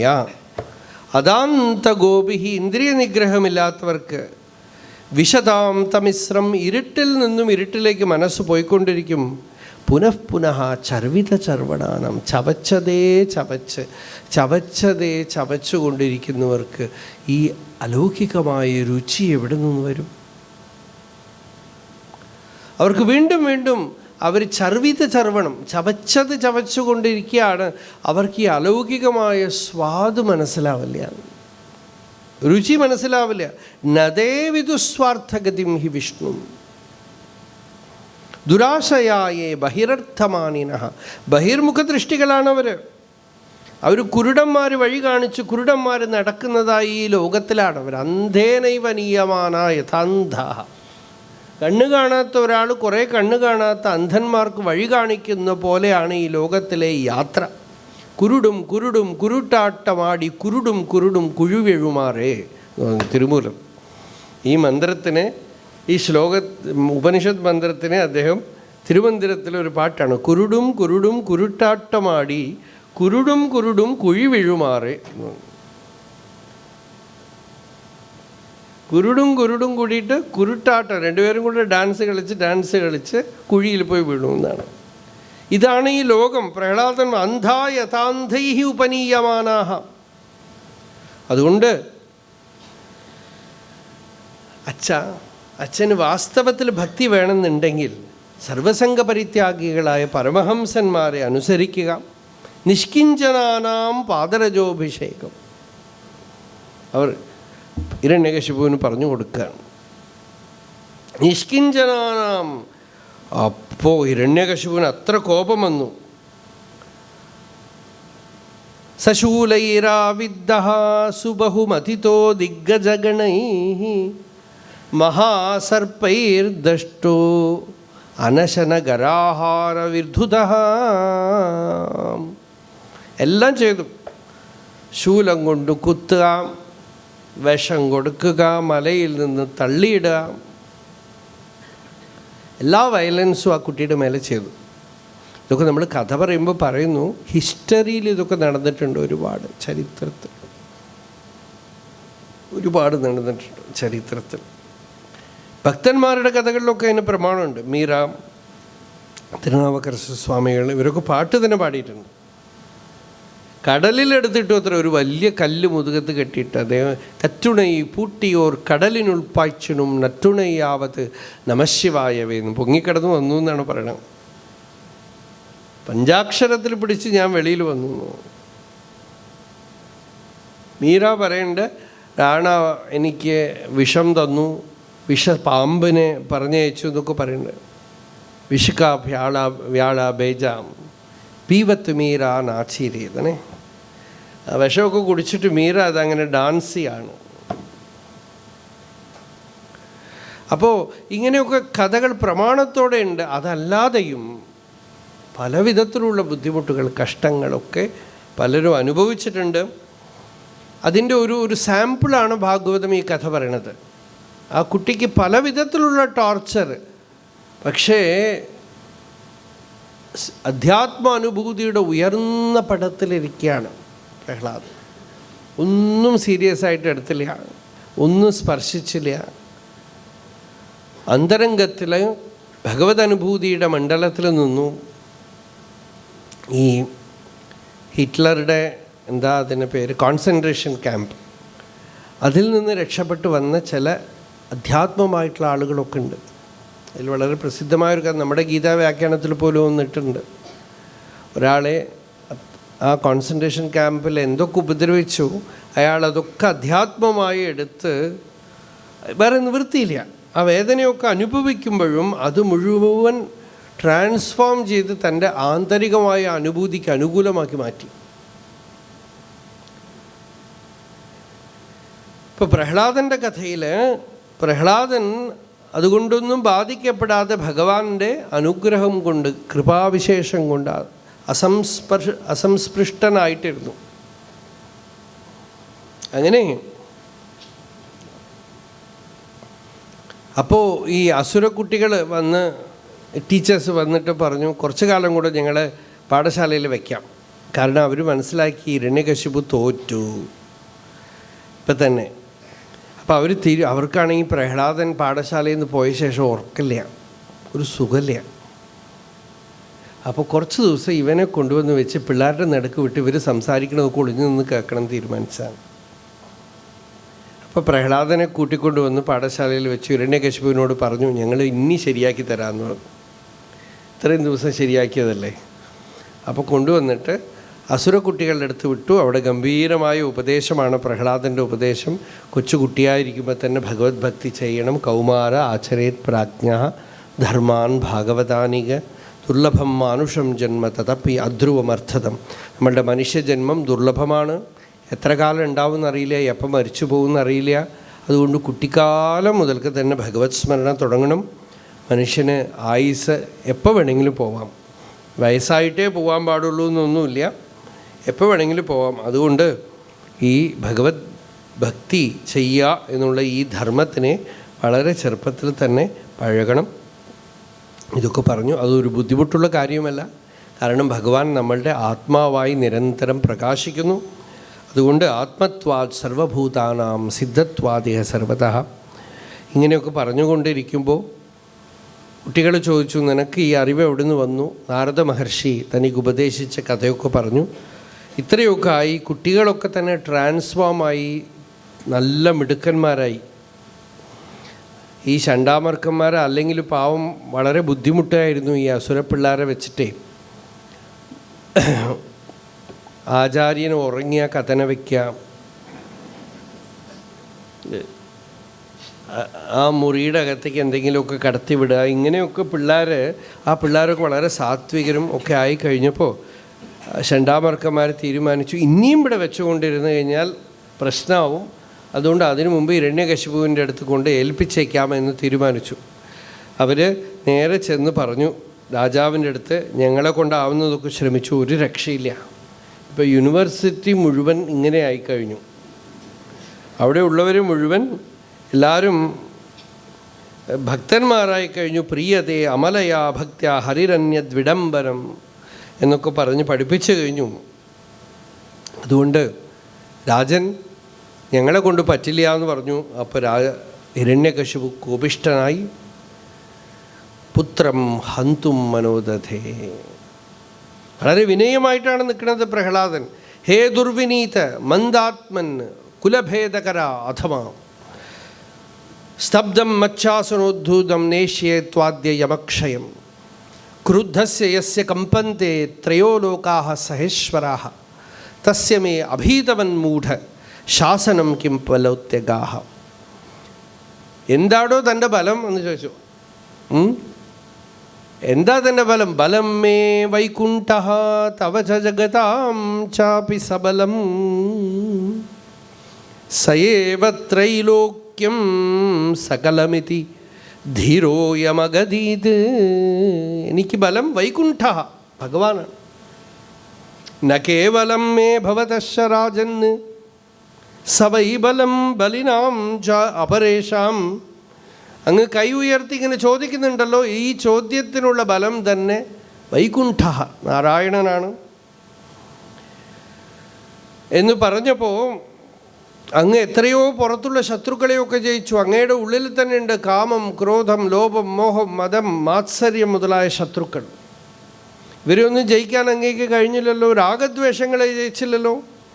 പുറത്ത് ലോകമൊക്കെ അടക്കി പിടിച്ച് ഞാൻ എല്ലാവരെയും ജയിച്ചു എന്ന് ഗർവിക്കുകയാണ്. അങ്ങയുടെ ഉള്ളിലുള്ള ശത്രുക്കളെ ജയിക്കാത്തിടത്തോളം കാലം എങ്ങനെ സമാധാനം ഉണ്ടാവും, ശാന്തി ഉണ്ടാവും? ഹിരണ്യകശിപു കോപം കൊണ്ട് വിറച്ചു. വ്യക്തം ത്വം മർത്തുകാമോസി യോ അതിമാത്രം വികഥസേ. എൻ്റെ മുമ്പിൽ ഇങ്ങനെ നിന്ന് ആരും സംസാരിച്ചിട്ടില്ല. നീ മരിക്കാൻ തീരുമാനിച്ചിരിക്കുകയാണ്. മുമൂർഷൂണാം ഹി മന്ദാത്മൻ നനുസ്യുഹു വിപ്ലവാഗ്രഹ. മരിക്കാൻ സമയമാകുമ്പോഴാണ് ഇങ്ങനെയൊക്കെ വർത്തമാനം പറയാൻ തോന്നുക. എന്നെ കൂടാതെ ഒരു ഈശ്വരനോ? എവിടെ നോക്കട്ടെ. ക്വാസൗ അരേ ക്വാസൗ ക്വാസൗ സകല ജഗദാത്മാ ഹരിരിതി. എവിടെടാ? ക്വാസൗ യതി സ സർവത്ര കസ്മാത് സ്തംഭേന ദൃശ്യത്തെ. ബഹിർമുഖ ദൃഷ്ടികളുടെ വാക്കുകളാണ് ഇതൊക്കെ. ഈ അമ്പലത്തിലുണ്ടോ, ഇവിടെ ഉണ്ടോ, അവിടെ ഉണ്ടോ എന്നൊക്കെ ചോദിക്കാം. എല്ലായിടത്തും ഉണ്ടെങ്കിൽ എന്തുകൊണ്ട് ഈ തൂണിൽ കണ്ടില്ല? അവരുടെ ദൈവവും അവരുടെ ദൈവത്തിനെ കുറിച്ചുള്ള അറിവും ഒക്കെ തന്നെ വളരെ ബാലിശമാണ്. തൂണിൽ എന്തുകൊണ്ട് കാണുന്നില്ല? ഈ തൂണ് ഞാൻ പൊട്ടിക്കാം, ഇതിനകത്ത് നിന്ന് നിൻ്റെ വിഷ്ണു വരികയാണെങ്കിൽ, ഇല്ലെങ്കിൽ നിൻ്റെ തല ഞാൻ കൊയ്തെടുക്കും എന്ന് പറഞ്ഞ് ഏവം ദുരുക്തൈർ മുഹുരർദ്ധയൻ ഋഷാം സുതം മഹാഭാഗവതം മഹാസുരഃ ഖഡ്ഗം പ്രഗൃഹ്യ ഉത്പതിതോ വരാസനാത് സ്തംഭം തതാട അതിബലഃ സ്വമുഷ്ടിനാം. കയ്യിൽ വാൾ ഊരിപ്പിടിച്ച് മുഷ്ടി കൊണ്ട് സ്തംഭത്തിലൊരു ഇടി കൊടുത്തു എന്നാണ്. അത്ര ബലം, അതിബലഃ എന്നാണ്. അരേ ക്വാസൗ ക്വാസൗ സകല ജഗദാത്മാ ഹരിരിതി പ്രഭിന്ദേ സ്മ സ്തംഭം ചലിതകരവാളോ ദിതിസുതഃ അധഃ പശ്ചാദ് വിഷ്ണു നഹി വദിതും ഈശോസ്മി സഹസാ കൃപാത്മൻ വിശ്വാത്മൻ പവനപുരവാസിൻ മൃഡയമാം. ഭട്ടതിരി ഇവിടെ വളരെ വികാരഭരിതനാവുകയാണ്. ഗുരുവായൂരപ്പനെ നല്ല മനോഹരമായിട്ട് അലങ്കരിച്ച് കണ്ണനായിട്ട് നിർത്തിയിരിക്കുകയാണ്. പക്ഷേ ഇപ്പോൾ പറയണു, ഇപ്പോൾ അവിടെ കൃഷ്ണനൊന്നും കാണാനില്ല. അവിടെ എന്താ കാണുന്നത് എനിക്ക് പറയാൻ വയ്യ. നഹി വദിതുമീശോസ്മി സഹസാ കൃപാത്മൻ വിശ്വാത്മൻ പവനപുരവാസിൻ മൃഡയമാം. എന്നെ ഒന്ന് രക്ഷിക്കൂ ഗുരുവായൂരപ്പ എന്ന് പറയാണ്. ആ രൂപം കണ്ട് ആ ഭാവത്തിൽ ഭാവസമാധിസ്ഥിതനായിട്ടാണല്ലോ ഇതൊക്കെ എഴുതുന്നത്. അപ്പോൾ അവിടെ കൈകൊണ്ട് ആ തൂണിടിച്ചു. തദൈവ തസ്മിൻ നിനദോതി ഭീഷണോ ബഭൂവയേനാണ്ടകടാഹമസ്ഫുടത് യം വൈ സ്വധിഷ്ണ്യോപഗതം തു അജാദയഃ ശ്രുത്വാ സ്വധാമാപ്യയമംഗമേനിരേ. നിർഹ്രാദം അപൂർവമദ്ഭുതം ഗംഭീരമായ ഗർജനം കേട്ടു. സത്യം വിധാതും നിജഭൃത്യഭാഷിതം വ്യാപ്തിം ച ഭൂതേഷു അഖിലേഷു ച ആത്മനഃ അദൃശ്യത അത്യദ്ഭുതരൂപമുദ്വഹൻ സ്തംഭേ സഭായാം ന മൃഗം ന മാനുഷം. അവിടെ മൃഗവുമല്ല മനുഷ്യനുമല്ല എന്നുള്ള ഒരു രൂപം. സ്തംഭേ ഘട്ടയതോ ഹിരണ്യകശിപോ കർണൗ സമാചൂർണയൻ ആഘൂർണജഗദണ്ഡകുണ്ടകുഹരോ ഘോരസ്തവാഭൂദ്രവഃ ശ്രുത്വായം കില ദൈത്യരാജഹൃദയേ പൂർവം കദാപി അശ്രുതം കമ്പഃ കശ്ചന സംപപാത ചലിതോപി അംഭോജഭൂഃ വിഷ്ടരാത് കരാളദംശ്രം കരവാളചഞ്ചലക്ഷുരന്തജിഹ്വം ഭൃകുടീമുഖോൽബണം സ്തബ്ധോർധ്വകർണം ഗിരികന്ധരാദ്ഭുതവ്യാത്താസ്യനാസം അനുഭേദഭീഷണം. ഇങ്ങനെ മുമ്പിൽ വന്ന് നിൽക്കുന്ന ആ രൂപത്തിനെ കണ്ടിട്ട് കിമേതത് അഹോ കൃമേത് കിമേതത് നിർമൃഗേന്ദ്രരൂപം, മനുഷ്യനുമല്ല മൃഗവുമല്ല, നായം മൃഗോ നാപി നരോ വിചിത്രം എന്ന് പറഞ്ഞുകൊണ്ട് ഹിരണ്യകശിപു പുത്രനെ പറഞ്ഞു, സബാഷ്, നീ ഒരു നല്ല കാര്യം ചെയ്തു. വൈകുണ്ഠം വരെ പോയി തിരഞ്ഞിട്ട് കിട്ടാത്ത ആളെ വീട്ടിൽ കാണിച്ചു തന്നു എനിക്ക്. നീ പുത്രൻ്റെ ധർമ്മം എനിക്ക് ചെയ്തു എന്ന് പറഞ്ഞിട്ട് കയ്യിൽ വാളുമായിട്ട് എടുത്ത് അഗ്നിയിലേക്ക് ചാടുന്ന പോലെ ചാടി. ഭഗവാൻ അഗ്നിവർണ്ണമാണ്.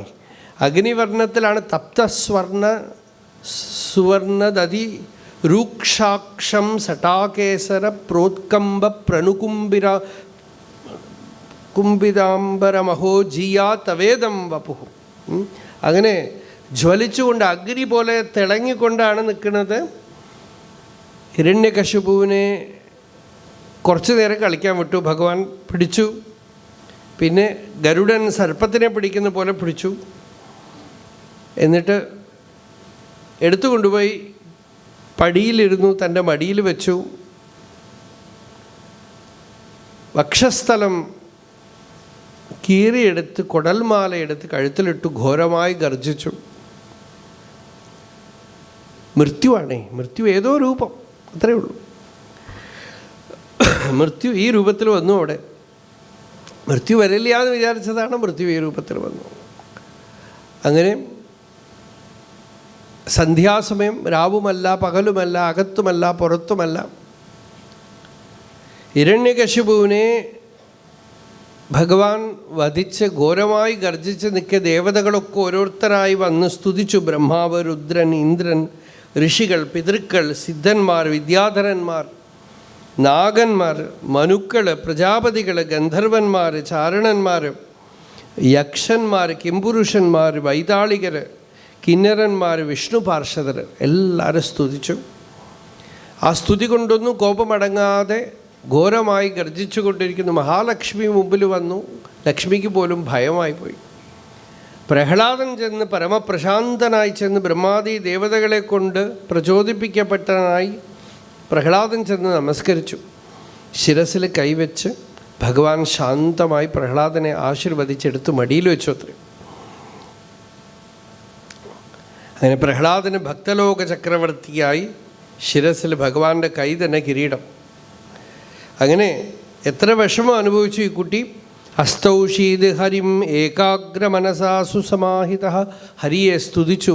ബ്രഹ്മാദയ സുരഗണാമുനയോത സിദ്ധാഹ സത്വൈകഥാനമതയോ വചസാം പ്രവാഹൈഃ നാരാധിതും പുരുഗുണൈഃ അധുനാപി വിപ്രുഃ കിം തോഷ്ടുമർഹതി സമേ ഹരിരുഗ്രജാതേഃ മന്യേ ധനാഭിജനരൂപതപശ്രുതൗ ച തേജഃപ്രഭാവബലപൗരുഷബുദ്ധിയോഗാഃ നാരാധനായ ഹി ഭവന്തി പരസ്യ പുംസഃ ഭക്ത്യാ തുതോഷ ഭഗവാൻ ഗജയൂതപായ ത്വം വായുരഗ്നിരവനിർവ്യദംബുമാത്രാഃ പ്രാണേന്ദ്രിയാണി ഹൃദയം ചിദനുഗ്രഹശ്ച സർവം ത്വമേവ സഗുണോ വിഗുണശ്ച ഭൂമൻ നാന്യത്വദസ്തി അപി മനോ വചസാ നിരുക്തം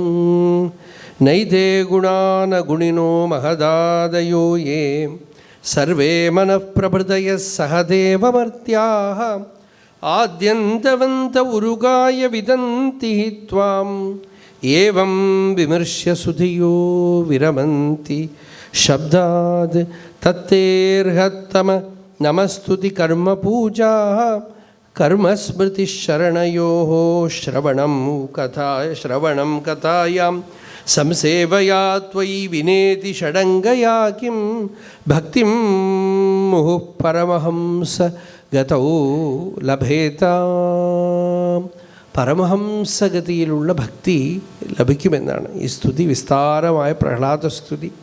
ഇതൊക്കെ പല സ്ഥലങ്ങളിലും ഈ സ്തുതി മാത്രമായിട്ടൊക്കെ എടുത്ത് വിസ്തരിച്ച് പറഞ്ഞിട്ടുണ്ട്. ഭാഗവത പ്രഭാഷണം വിസ്തരിച്ചുള്ള സ്ഥലങ്ങളിൽ, സപ്താഹമായിട്ടല്ല. അപ്പോൾ അങ്ങനെയൊക്കെ പറഞ്ഞാലേ ഇതൊക്കെ പറയാനൊക്കെയുള്ളൂ. എന്തായാലും പരമഭക്തിയെ, വിഷയങ്ങളിൽ ലൗകികനുള്ള ആഗ്രഹം പോലെ ഭഗവാന്റെ അടുത്തൊരു ഭക്തിയെ പ്രഹ്ലാദൻ പ്രാർത്ഥിച്ചു. തൻ്റെ അച്ഛന് സദ്ഗതി പ്രാർത്ഥിച്ചു. ഇങ്ങനൊരു പുത്രൻ ജനിച്ചത് കൊണ്ട് തന്നെ 21 തലമുറ വിമുക്തരായിട്ട് തീർന്നു എന്ന് പറഞ്ഞു ഭഗവാൻ. ത്രിസപ്തകൃത്വ ഭൂതഃ. അങ്ങനെ പ്രഹ്ലാദനെ ആശീർവദിച്ച് പ്രഹ്ലാദവരദനായിട്ട് നരസിംഹസ്വാമി ഏവം നാട്ടിത രൗദ്രചേഷ്ടിത വിഭോ ശ്രീതാപനീയാഭിത ശ്രുത്യന്ത സ്ഫുടഗീത സർവമഹിമൻ അത്യന്തശുദ്ധാകൃതേന. അത്യന്തശുദ്ധ പരിശുദ്ധമായ അവതാരം.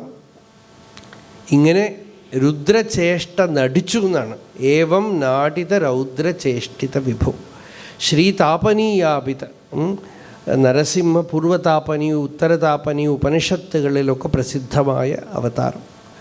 ഈ അവതാരത്തിന് മാത്രമായിട്ട് ഉപനിഷത്തുണ്ട്.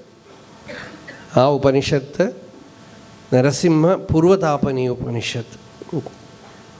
ഇങ്ങനെ നരസിംഹാവതാരം നമ്മൾ കുറച്ച് സംഗ്രഹമായിട്ട് പറഞ്ഞു. ഇനി തുടർന്ന് വൈകുന്നേരം ഉള്ള പ്രഭാഷണത്തിൽ കാണാം. ഇനി അടുത്തത് 2 മണിക്ക് തുടങ്ങാം. ഇപ്പോൾ ഭിക്ഷാന്തരം വളരെ വേഗത്തിൽ ചെയ്യാം, നേരമായി. അരുണാചല ശിവ അരുണാചല ശിവ അരുണാചല ശിവ അരുണാചല അരുണാചല ശിവ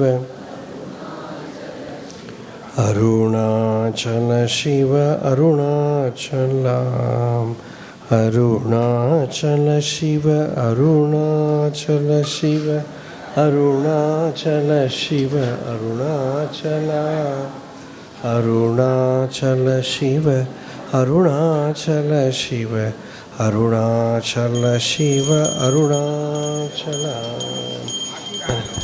യാഭിരാദിത്യസ്തപതിരശ്മിഭിസ്താഭിः പർജന്യോ വർഷതി പർജന്യേനൗഷധി വനസ്പതയഃ പ്രജായന്ത ഓഷധി വനസ്പതിഭിരന്നം ഭവത്യന്നേന പ്രാണാഃ പ്രാണൈർബലം ബലേന തപസ്തപസാ ശ്രദ്ധാ ശ്രദ്ധയാ മേധാ മേധയാ മനീഷാ മനീഷയാ മനോ മനസാ ശാന്തി ശാന്ത്യാ ചിത്തം ചിത്തേന സ്മൃതിഃ സ്മൃത്യാ സ്മാരക സ്മാരേണ വിജ്ഞാനം വിജ്ഞാനേനാത്മാനം വേദയതി തസ്മാദന്നം ദദൻ സർവ सर्वाण्येतानि ददात्यन्नात् प्राणा भवन्ति भूतानां प्राणैर्मनो मनसश्च विज्ञानं विज्ञानादानन्दो ब्रह्मयोनिः अन्नपूर्णे सदा पूर्णे शङ्करप्राणवल्लभे ज्ञानवैराग्यसिद्ध्यर्थं भिक्षां देहि च पार्वती माता च पार्वती देवी पिता देवो महेश्वरः बान्धवा शिवभक्ताश्च स्वदेशो भुवनत्रयं श्रीगुरुभ्यो नमः भिक्षामृतसेवां समर्पयामः।